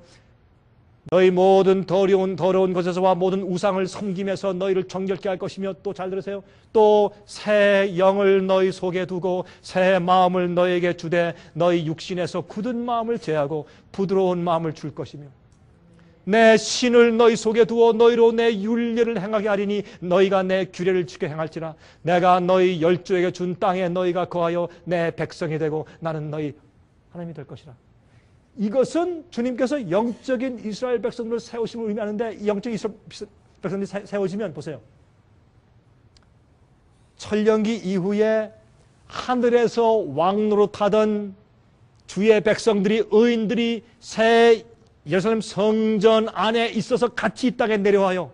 그러면 이 세상이 다시 새 하늘과 새 땅이 되는데, 보라 이전 것은 다 지나갔으니 새롭게 새로운 것이 되었다고 말씀했어요. 모든 이전 것은 다 지나가고 새로운 땅이 되었단 말이에요. 그 새로운 땅이 된 그곳에 주님께서 앞으로 주는 것이에요. 여러분, 아브라함에게 약속하신 땅 있잖아요.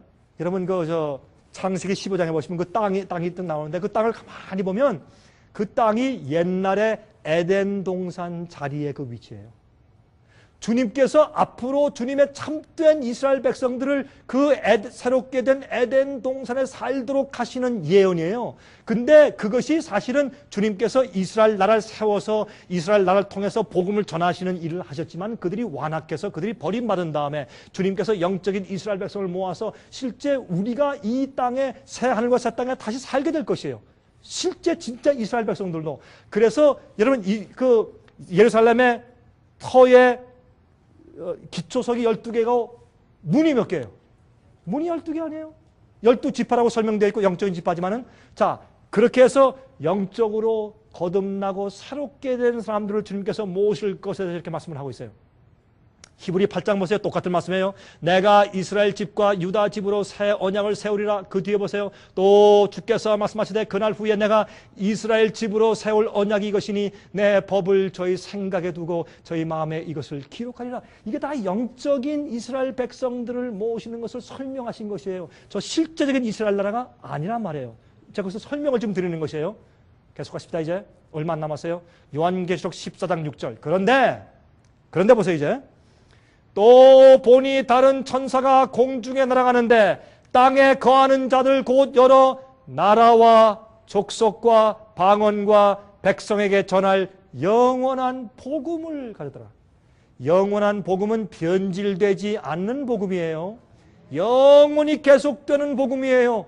오늘날 이 세상의 복음들은 많은 경우에 변질된 복음이요, 예수께서 가르치신 참 복음이 아니고 그 사람을 변화시켜서 주님의 뜻대로 살고 하나님의 명령을 지키며 살게 하는, 변화시키는 그런 복음이 아니라, 예수를 믿기만 하면, 인정만 하면 의를 얻는다, 믿으면 다 구원받고 끝나버렸다고 생각하는 그런 잘못된 변질된 복음이 아니라, 원래 말씀하신 참된 영원한 복음을 어떻게 해요? 이 세상의 모든 나라 족속들에게 전파해야 될 때에 대해서, 마지막 시대에 대해서 설명하고 있어요. 그런데 보세요.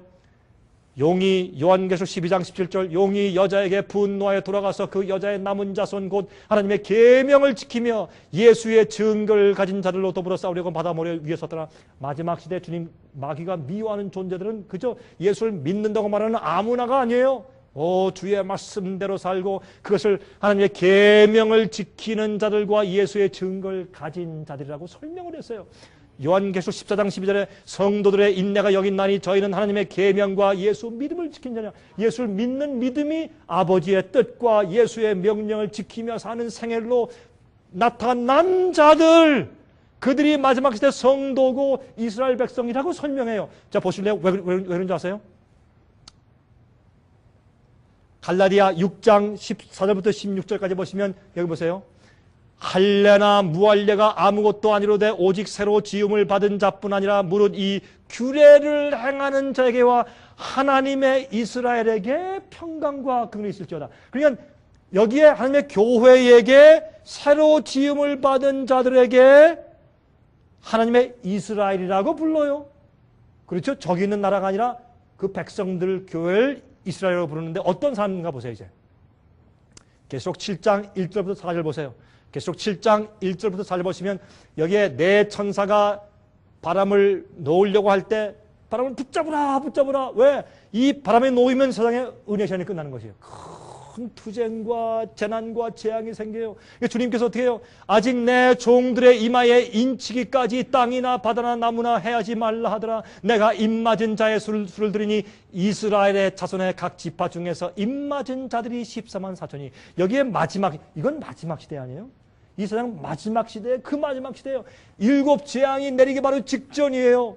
세상에 사방 바람에 놓이니까 이건 엄청난 일이 생기는 것이에요. 세계 3차 대전이 생기고 원자폭탄이 터지고 온갖 질병이 다 생기고 물들이 피가 돼버리고 엄청난 일이 생기는 이런 마지막 시대, 아직까지 그렇게 하지 말고 좀 참아라 조금 더 붙잡아라. 왜? 아직 내 종들의 이마에 인치는 사업이 아직 끝나지 않았다. 왜? 그들이 내 이스라엘 백성들이야. 내가 이 마지막 시대 이스라엘 백성을 회복하게 하는 중인데 아직 숫자가 안 찼어. 기다려. Hold it. 라고 설명을 하시기 때문에 그들을 영적으로 어떻게 표현했냐면 이스라엘 자손들인데 그들이 12지파라고 설명하는 것이에요. 그 12지파에 대한 상징적인 단어가 뭐예요? 14만 4천이라고 말을 해요. 여러분, 제 말이 좀 어렵습니까? 어렵지 않죠? 우리 여기 있는 할머님 어려우세요? 안 어려우시죠? 단순하죠? 이거 어려운 거 아니오. 제가 어렵게 막 이것저것 설명하는 것 같지만 가만히 들어보시면 제가 아주 간단하게 설명을 드리는 것이에요. 이게 절대 어렵지 않아요. 자, 그러므로 보세요. 여기에 있는 요한계시록 7장 5절부터 보면 거기에 12지파가 나와요. 근데 여러분 다 읽어보시면 12지파의 이름들을 읽어보시면요. 야곱의 12아들들, 이스라엘의 12지파하고 이름이 달라요. 그렇죠? 뭐가 달라요? 에브라임과 단 지파의 이름이 빠졌어요. 그리고 므낫세가 들어가고 원래 12지파의 이름이 아니었던 므낫세가 들어가고 또 요셉이 들어갔어요. 그리고 뭔가 잘못됐잖아요. 그러므로 이것은 실제 눈에 보이는 히브리인들의 12지파가 아니고 이것은 영적인 이스라엘 백성들을 상징하는 숫자예요. 그 상징은 언어를 가지고 자꾸 실제적으로 저렇게 보지 말고 하나님께서 영적인 이스라엘 백성을 모으시고 주의 종들의 이마에 인치는 사건들에 우리가 좀 관심을 가져야 돼요. 여러분 솔직히 좀 물어봅시다. 여러분들 교회 다니시면서 여러분들이 뭐 장로교회 다니시는지 침류교회 다니시는지 감리교회 다니시는지 성결교회 다니시는지 어디 다니시는지 여러분들의 교회를 다니시면서 여러분 지금 인침을 받는 시대인데 인침을 우리가 왜 이마에 받는 것이며 인침을 받는 것이 어떤 경험이며 어떻게 해야 정말 영적인 이스라엘 백성들이 될 수 있는지에 대해서 강조하고 기도하는 그런 말씀들을 여러분 얼마나 들으세요? 교회에서. 그거 얼마나 강조하고 얼마나 여러분 듣고 이해하세요?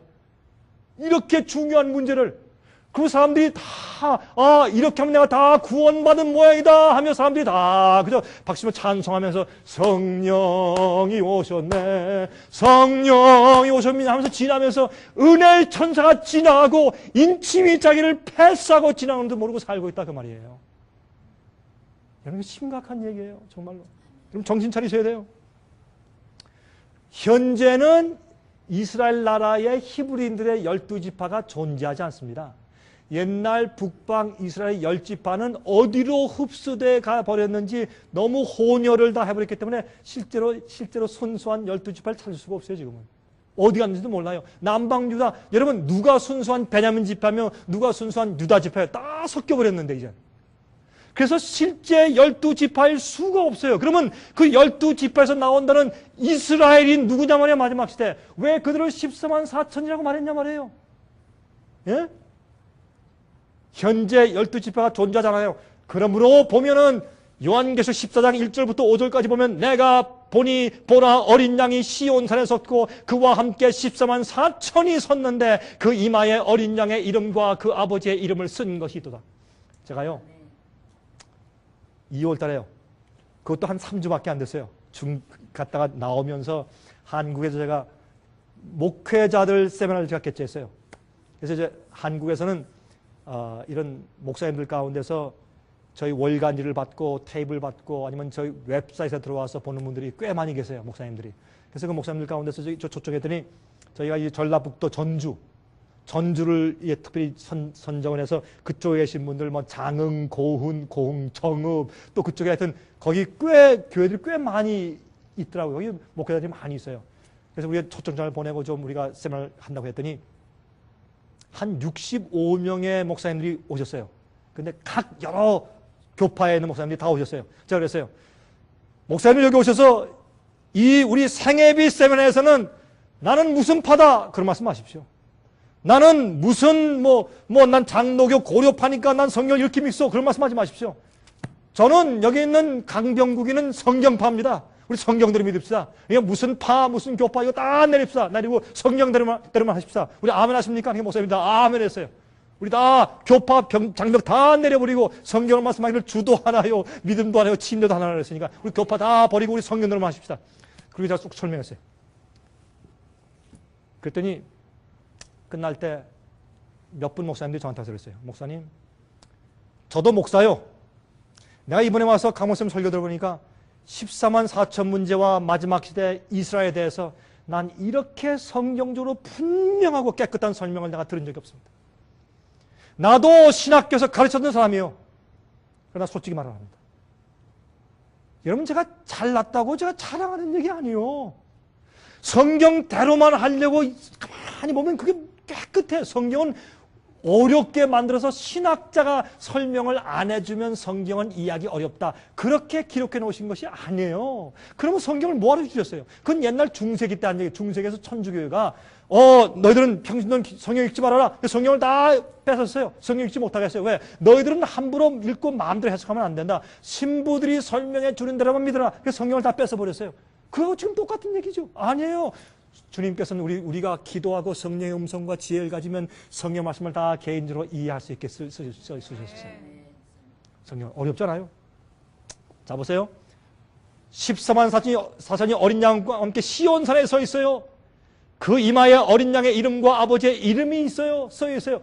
그 이름이 있었다는 것은 어린 양의 이름, 예수님의 이름 뭐예요? 이름은 예수님의 특성과 성품을 말하는 것이에요. 아버지 이름 뭐예요? 성품과 특성을 말하는 것이에요. 아브라함 이름이 뭐예요? 아브라함, 열국의 아버지요. 야곱의 뜻이 뭐예요? 야곱의 뜻이 뭐예요? 야곱, 속이는 자. 나중에 그가 주님과 씨름한 다음에 이겼어요. 이름이 바뀌었어요. 뭐예요? 이스라엘. 이스라엘이 무슨 뜻이에요? 승리자. 이겼단 말이에요. 이겼다. 누구와? 하나님과 겨루어서 이겼다. 그게 이스라엘이에요. 그게 영적인 현재 이스라엘이에요. 여러분 생각 가운데 항상 지는 것들이 있어요? 항상 마귀한테 지거나 항상 문제, 항상 빠지고 항상 넘어지는 것들이 있습니까? 여러분 그거 있으면 그거 어떻게 돼요? 여러분들 마귀하고 싸우니까 지죠. 그렇죠? 마귀하고 싸우면 져요. 여러분들 우리가 기억하기 좋은 이 박싱 헤비급 챔피언이 누구예요? 마이크 타이슨. 지금은 아니지만 타이슨은 핵주먹이에요. 핵주먹. 한 번 치면 그 주먹을 때리면은 벽돌이 부서진다는 그런 핵주먹 말이죠. 여러분이 아무리 힘세고 싸움을 잘한다고 해도 마이크 타이슨과 함께 링에 올려놓으면 그건 상대가 안 돼. 한 번이면 가요. 몇 초면 끝나버려. 아니 뭐 시합할 필요도 없어요. 그렇죠? 6천년 동안 싸우고 속이고 기만하고 유혹하고 노래하는 마귀하고 여러분이 어떻게 이기시느냐고. 여러분이 우리의 그리스도의 승리를 뭔지 아세요? 우린 이스라엘이에요. 이스라엘. 주님과 씨름해야 돼. 예? 주님, 원수가 나를 죽이러 옵니다. 나 때문에 내 식구까지, 죄 없는 식구까지 다 죽게 된 것입니다. 내가 과거에 지은 죄값을 내가 이렇게 갚아야 합니까? 주님 날 도와주십시오. 날 살려주시고 내 식구를 살려주십시오. 그가 간절히 기도할 때, 너무 간절히 기도할 때 누가 와서 그의 어깨를 탁 짚으니까 원수가 자기를 죽이러 온 줄 알았어요. 붙잡고 안 됩니다 하고 씨름했는데 한참 지나보니까 뭘 느꼈어요? 이 사람은 날 죽이려 온 자가 아니다. 왜? 날 아무리 씨름해도 날 공격을 안 해. 내가 아무리 해도. 나중에 알고 보니까 하나님이에요. 그래서 분이엘, 내가 하나님의 얼굴을 뵀는데 죽지 않았다 해서 그것을 분이엘이라고 이름을 붙였잖아요. 밤새도록 하나님과 씨름을 했어요. 나중에 어떻게 했어요? 내가 가야 되겠다. 아닙니다, 하나님. 내게 축복하시기 전까지. 그게 뭐예요? 내 죄의 모든 결과를 도말해 주십시오. 나를 축복해 주시기 전까지는 난 주님을 안 놓습니다.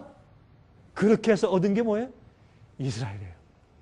여러분이 어떤 문제에 대해서 여러분 고약한 성질, 내가 저 사람 미워 죽겠어, 나 저 사람 때문에 교회 나 안 가, 저 사람 얼굴만 보면 내가 믿을 마음이 안 생겨, 이길 수 없는 그런 죄들, 돈에 대한 욕심, 지위에 대한 욕심, 시기, 질투와 경쟁, 간음하는 것들, 나쁜 것들을 보고 싶어하는 것들, 나쁜 것들을 먹고 싶어하는 것들, 그런 모든 죄에 대한 고질적인 병들, 아무리 이기려고 해도 쓰러져서 마치 그 싸우는 죄의 대상이 큰 거인처럼 나를 죽이는 원수처럼 느껴질 때 하나님과 싸우세요. 예수님과 싸우세요. 언제까지? 주님 나를 축복하셔서 내가 이 죄악과 이 문제를 승리하도록 내게 축복하시기 전까지 난 주님을 놓지 않겠습니다. 그게 이스라엘이에요. 그게 영적으로 승리하는 것이에요. 그러므로 보세요. 14만 4천이 예수님의 성품을 가지고 있어요. 그 이마에 우리의 이마는, 우리의 두뇌의 이마는 우리의 성품이 기록된 곳이 바로 이마 아니에요, 여기에. 그런데 보세요. 그들이 새 노래를 불러요. 땅에서 구속함을 얻은 14만 4천인 밖에는 능히 이 노래를 배울 적 없어요. 그들만이 경험하는 경험의 노래예요. 여러분, 열처녀의 비유 가운데 들으세요. 미련한 처녀들이 슬기로운 처녀한테 어이쿠 신랑이 옵니다. 큰일 났습니다. 그럼 기름이 없습니다. 기름 좀 빌려주시오 하니까 뭐라 그랬어요? 미안합니다. 기름을 빌려줄 수 없습니다. 왜요? 그 기름은 기름을 빌려주는 아이고 째째하죠. 기름 좀 왜 안 빌려줘 기름을.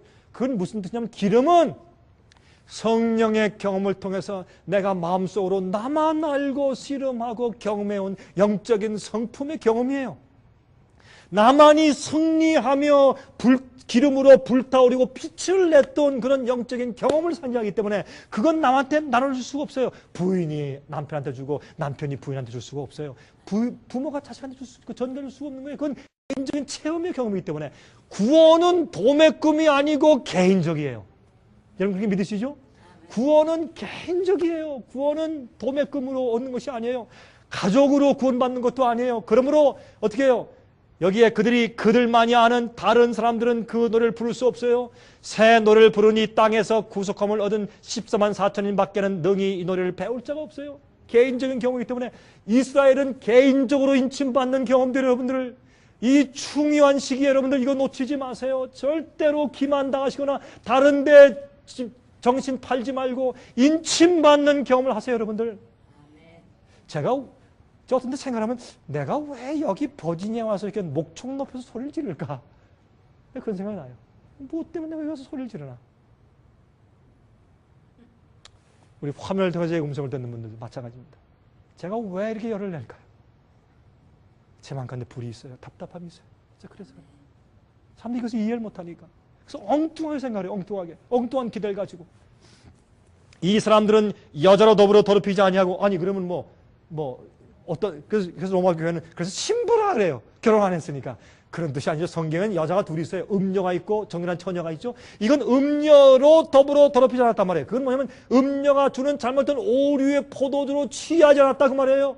그 정결한 처녀예요. 정절이 있는 자예요. 어린 양이 어디로 인도하느니라는 자예요. 우리가 하늘 가서 예수님과 함께 우주를 여행하고 영원히 살면서 하늘에 가서 영원히 주님을 따라가려면 이 땅에 살 때 주님께서 우리를 어디로 인도하든지 따라가는 자들이 돼야 돼요. 그렇지 않겠습니까? 이 땅에서 어린 양이 어디로 인도하든지 따라가는 자들이니까 하늘도 영원히 따라가 살죠. 주님께서 우리에게 말씀하신 모든 분부와 말씀과 진리대로 사는 사람들.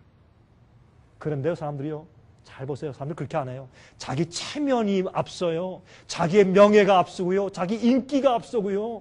사람들 눈에 보이는 게 앞서고 자기의 지위가 앞서고 자기의 재산이 앞서지. 주께서 말씀하실 때 그거 버리고 어떤 때는 말이죠. 어떤 때는 교회에서 외면당하고 핍박당해서 쫓겨난 경우도 있고 어떤 때는 핍박당하고 이웃이 나를 오해하고 외로울 때 예수님이 하느님의 아들의 진리가 이 땅에 와서 어둠의 세상에서 그렇게 핍박받고 사셨는데 우리 이 땅에서 칭찬과 자랑과 인기 없고 살려고 애를 쓰는 것이에요.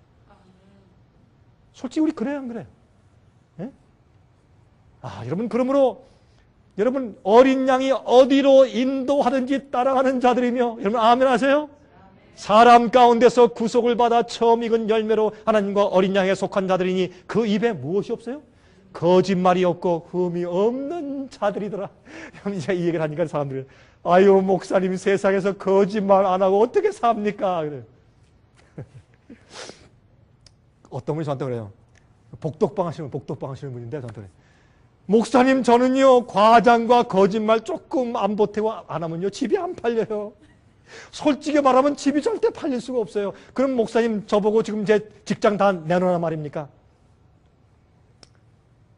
여러분, 제가 그 답변 안 해도 여러분 다 아시죠? 여러분 마음껏 다 답변이 있죠. 그런데 이 거짓이 없다는 말을 제가 잠깐만 설명할게요. 한 1분만. 거짓이 없다는 말은 우리가 거짓 증거, 거짓말 하지 않는다는 말도 되지만 거짓이 없다는 말을 잘 들어보세요. 이런 말이에요. 요한복음 1장 47절 보시면 그 거짓이 없다는 그 말을 guile, 영어로 guile, G-U-I-L-E, guile이 없다 그렇게 표현했는데 그게 이런 표현이에요. 예수께서 나다나엘이 자기에게 오는 것을 보시고 그를 가리켜 가라사대, 요한복음 1장 47절 있죠? 보라, 이는 참 이스라엘 사람이라. 아, 예수님께서 그에게 참 이스라엘 사람이라고 했어요? 왜? 그 속에 무엇이 없다? 간사한 것이 없다. 간사하다는 것을, 이게 간사한 것이 영어로 guile. 이게 거짓이 없다는 뜻이에요. 그게 무슨 뜻인지 아시겠어요? 한번 보겠습니다. 이 간사한 것을 어떤 땐 괴휼이 없다라고 성경에 표현했어요. 그것을 영어로 guile이 없다는데 14만 4천의 그들의 입에는 거짓이 없고 흠이 없더라는 그 말 가운데 거짓은 요 단어예요. guile. 이것을 헬라말로 돌로스예요. 돌로스. 이 돌로스라는 말은 무슨 뜻인가? 돌로스라는 말은 이런 뜻이에요. 낚시질을 할 때 이렇게 딱 꼬부러진 낚시의 훅. 그게 돌로스예요. 그리고 거기에 끼어있는 미끼. 그게 돌로스예요. 그건 무슨 말이냐? 여러분, 그냥 낚시줄만 이렇게 물속에 들여놓고 하루 종일 기다려보세요. 그게 잡힙니까? 안 잡혀요. 낚시 바늘이 빼쭉한 걸, 그냥 길고 빼쭉한 걸 갖다가 바늘을 갖다가 해가지고 밤새도록 한번 잡아보세요. 잡힙니까? 안 잡힙니다. 어떻게 잡혀요? 딱 꼬부라져야 돼요. 그래서 딱 물리면은 어떻게 해요? 빠져나올 수가 없어요. 그리고 거기에 뭐를 꼽아야 돼요? 미끼를 꼽아야 돼요. 그러면 이게 무슨 뜻인가? 우리의 마음과 양심 속에 우리 성품 가운데 무엇이 없어야 돼요? 남을 이용해 먹는 정신이 없어야 돼요.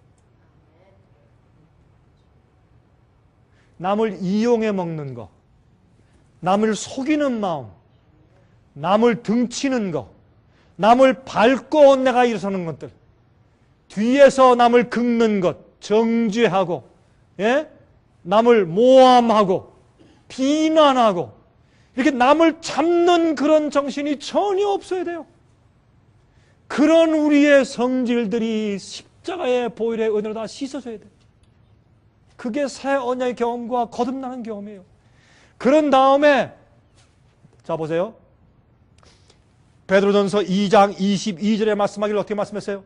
저는 죄를 범치 아니하시고 그 입에 괴사도 괴율도 없으시며 어떻게 해요? 그 속에 돌로스가 없어요. 딱 꼬라진 바늘이 없어요. 괴율이 없어요. 괴사도 없어요. 이게 누구 성품이에요? 예수님 성품이에요. 그래서 예수님은 입에 거짓이 없으시면 이렇게 말을 한 거예요. 14만 4천은 무슨 성격 가지고 있어요? 예수의 품성을 가지고 있어요. 그것이 어떻게 여러분과 저의 힘으로 그게 가능하냐 말이에요. 우리의 온전한 굴복을 통해서 가능해요. 온전한 굴복을 통해서 그것이 가능해요. 그래서 마귀는 교회에서 뭘 가르친 줄 아세요? 그 사람이 진심으로 회개하고 죄를 고백하고 버리고 자기가 주 앞에 온전히 굴복하고 주님께서 어디로 인도하셨는지 따라갈 마음이 준비되지 않았음에도 불구하고 당신 예수 믿습니다. 당신 구원 받았습니다. 이렇게 하는 변질된 복음으로 세상의 교회를 채워넣었다 그 말이에요. 이럴 때 주님께서 참된 진짜 영원한 복음으로 진짜 참된 이스라엘 백성들을 고르시고 깃발을 세우시고 그 영혼들을 남은 자들을 세상 방방곡곡에서 불러 모으시면서 참된 이스라엘 나라를 회복하고 있는 이 중요한 시점에 사람들은 예언 해석을 저쪽으로 해놔서 지금 이대로 우리가 구원받은 것인데 이스라엘 나라를 통해서 어떤 큰 주님께서 마지막 사건을 성취시킬 것이다 라고 잘못 기대하게 만들어 놓았단 말입니다. 아닙니다. 주님께서 영적인 이스라엘 백성을, 이스라엘을 보이지 않는 나라를 지금 세우고 있는데 그 사람들은 어떤 사람들인가? 14만 4천 같은 성품들, 예수의 품성을 가지고 인침받는 백성들이다. 그렇게 성경은 설명하고 있는 거예요. 이걸 사람들이 미스하는 거예요, 지금. 그걸 갖다가 놓치는 거예요, 중요한 문제를. 시간이 많이 지났습니다. 제가 이제 곧 끝내야 되겠습니다. 여러분, 오늘 제가 좀 시간을 많이 지나는 것 같아요. 제가 곧 끝냈어요. 그 입에 거짓말이 없고 흠이 없는 자들이다. 이 말씀을 할 때 보세요. And in their mouth, 그들의 입에는 영어 성경에 was found no guile. 그들에게 어떻게 해요? 낚시 바늘이 그들 마음 가운데 없어요. 속에 욕을 하죠. 왜 욕을 하는 줄 아세요? 내 속에 욕지거리 같은 그런 성품이 있기 때문에 욕이 나오는 것이에요. 입이 잘못이 아니라 내 마음이 잘못 아니에요. 내 마음에는 생각이 욕으로 나오는 것이지요. 거짓이 입에 없다는 것은 그런 순결한 마음과 품성을 이루었다 그 말이에요. 자기 힘이 아니고 이스라엘 뭐예요? 예수님과 씨름하며 마귀를 이기고 내 죄의 성질과 죄의 본성을 이기고 죄의 유혹을 승리한 자들이 영적인 이스라엘이에요. 그 백성들에게 어떻게 입에는 거짓말이 없어. No guile의 흠. 그러면 for they are without fault before the throne of God. 하나님의 여기 이 말씀 요 부분은 한국말 성경의 번역에 빠졌어요. 참 아주 애석해요. 하나님의 보좌 앞에서 흠이 없더라. 하나님이 봐도 흠이 없어요. 목수 앞에 흠이 없다고 인정받지만 내 속에 숨은 죄가 있을 수 있어요. 몰래 호박씨 깔 수 있어요. 남편과 아내가 볼 때 당신은 흠이 없는 훌륭한 그리스도인이 하지만 뒤에 숨은 죄가 있을 수 있어요. 그러나 하나님 앞에 숨길 수가 없어요. 왜요? 모든 죄를 다 회개했어요. 죄를 많이 지었기 때문에 구원받지 못하는 것이 아니라 진심으로 회개하고 죄를 버리지 않기 때문에 구원받지 못하는 것이에요. 그렇죠? 자, 그러므로 현대 교회의 잘못된 예언 해석 때문에 이슬람 과격파 테러가 생기게 되었어요. 7 나팔 예언 중에 3가지 화, 그것은 타락한 교회를 향한 심판들입니다. 나중에 제가 설명드릴 기회가 있을 것이에요. 그러므로 거의 모든 교회들이 현재 이스라엘 나라에 초점을 맞추고 있는 동안에 하나님께서는 참 이스라엘 백성들을 지금 눈에 보이지 않게 인치고 계세요. 여러분 출애굽할 때 열째 재앙 때 어떻게 했어요? 하나님께서 유월절 양을 잡아가지고 어떻게 해요? 그 양의 피를 가지고 문설주와 임방에 발라라. 피를 바른 그 집에는 심판의 천사가 넘어갔어요. 그게 뭐예요? pass over. 유월절이에요. 지금 주님께서 앞으로 심판의 천사가 이 땅에 온다고 말했어요. 그러면 7 재앙이에요. 심판의 천사가 와. 그때 심판의 천사가 주님의 인침받은 백성들이 7재앙을 통과하고 지나갈 때 그 심판의 천사가 유월이에요. 유월절 패스오버래요. 왜? 그들 이마에 인이 있기 때문에.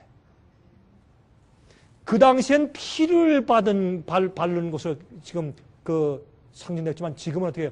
예수의 보혈의 피가 내 마음과 양심을 씻어서 이스라엘 되게 했어요. 죄를 승리한다는 것은 무슨 뜻인지 아세요? 하나님의 계명을 지킨다는 뜻이에요. 그건 똑같은 얘기예요. 계명을 지킨다? 그건 무슨 말이에요? 죄를 이긴다 그 말이에요. 아니에요? 간음을 하지 말라. 그건 계명은 나하고 상관이 없어. 내가 지금 주님의 은혜로 내가 승리하고 있으니까. 그러면 주의 계명을 지키는 사람이면 내가 그 죄를 승리하는 사람이에요. 도둑질 하지 말라. 내 마음 가운데 도둑질할 마음이 없어요. 왜? 새 언약 가운데 내가 거듭나고 주님의 성령의 은혜로 내가 그것을 유지하고 있기 때문에. 그래서 성경은 그런 죄를 승리한 이스라엘을 하나님의 계명을 지키며 예수의 믿음을 가진 자들이라고 표현했어요. 마지막 시대. 왜요? 마지막 시대 변질된 복음을 가지고 예수 믿으면 다 구원이다 라고 하는 변질된 복음을 가지고 사람들이 술에 취해서 비틀거리며 아무것도 모르고 그냥 가고 있다가 마지막에 큰 낭패를 당할 것을 아시고 그렇게 아주 본질적으로 설명하신 거죠. 예수님 오세요. 전 예수님의 재림 그림 가운데 이 그림이 제일 좋아요. 저 하늘에서 저렇게 천사들이 도열해서 오는데 그 가운데 예수님께서 계세요. 구원받는 성도들 데리러 오세요. 이마에 인침받은 참 이스라엘, 회복된 이스라엘을 데리러 오세요. 승리한 자들 데리러 오세요. 그때 여러분들은 어디 계실 겁니까? 여러분 그때 어디 계실 거예요? 이 화면 통해서 보시는 분들 그때 여러분들은 어디 계실 겁니까? 여러분들 그때 어디 계실 거예요? 그때 주님께서 내 백성아 너희가 적은 일에 충성을 다했으니 내가 너희에게 큰 것으로 주겠다고 말씀하시는 그 신실한 주의 종들의 그 숫자에 포함되시기를 제가 간절하게 바랍니다. 간절히 바랍니다. 우리 잠깐 우리 고개 숙여 기도하십시다. 하늘에 계신 우리 아버지시여, 오늘 저에게 참 중요한 말씀을 가르쳐 주심을 감사합니다. 아버지시여, 저희는 말씀대로 살길 원합니다. 성경 말씀의 빛대로 따라가길 원합니다. 세상이 어두울 때 빛대로 따라가고 빛대로 사는 것은 쉽지 않은 일이지만은 어린 양이 어디로 인도하든지 따라가며 살기를 간절히 소원합니다. 주여 저희를 인도하시고 도와주시옵소서. 주님이시 우리 마음 가운데 주님의 성령을 많이 보내주시기를 기도합니다. 우리의 고집들을 없애주시고 우리의 편견들을 없이해 주시옵소서. 그래서 하나님의 음성을 깨끗하게 잘 들을 수 있도록 도와주실 것을 주 앞에 간구합니다. 주님, 우리가 승리하는 이스라엘 되길 원합니다. 저희를 인도해 주시옵소서. 우리 생애 가운데서, 가정에서, 직장에서, 우리 생애 가운데서 아직도 우리가 넘어지고 노예가 돼서 끌려다니는 그런 죄의 습성에서 해방되길 바랍니다. 주님, 저희의 연약한 죄들을 용서하시고 불쌍히 여기시며 이스라엘처럼 주님과 씨름해서 승리했기 때문에 마귀가 우리 곁에 가까이 오지 못하는 그런 영혼들 되게 해 주시옵소서. 아버지, 우리의 눈을 열어주시고 빛으로만 저희를 인도하여 주시옵소서. 성령님, 다시 한번 간구하오니 저희 눈을 열어주시고 저희 마음 가운데 은혜로 역사하셔서 저희를 구속하여 주시옵소서. 세상에서 구속해 주시고 죄의 힘에서 구속해 주시며 우리의 완고한 마음에서 구속하여 주시고 우리의 죄의 본성에서 구속하여 주시고 또한 우리의 욕심에서 구속하여 주셔서 청결한 14만 4천의 품성을 갖게 해주시옵소서. 살아계신 예수 그리스도의 거룩하신 이름을 의지해서 간절하게 기도하옵나이다. 아멘. 은혜 많이 받으셨습니까?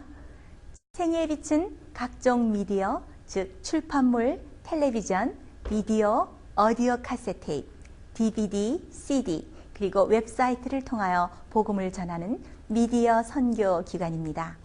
생애의 빛에서 이루어지는 선교 사업을 크게 5가지로 나누어 소개하면 다음과 같습니다. 첫째로 생애의 빛은 가정과 건강과 참된 신앙을 소개하는 월간지 살아남는 이들을 매달 발간하고 있습니다. 가정과 건강 문제뿐만 아니라 참된 신앙과 성경에 나타나 있는 중요한 진리들에 대하여 매달 깊이 있게 다루는 최고의 신앙지입니다.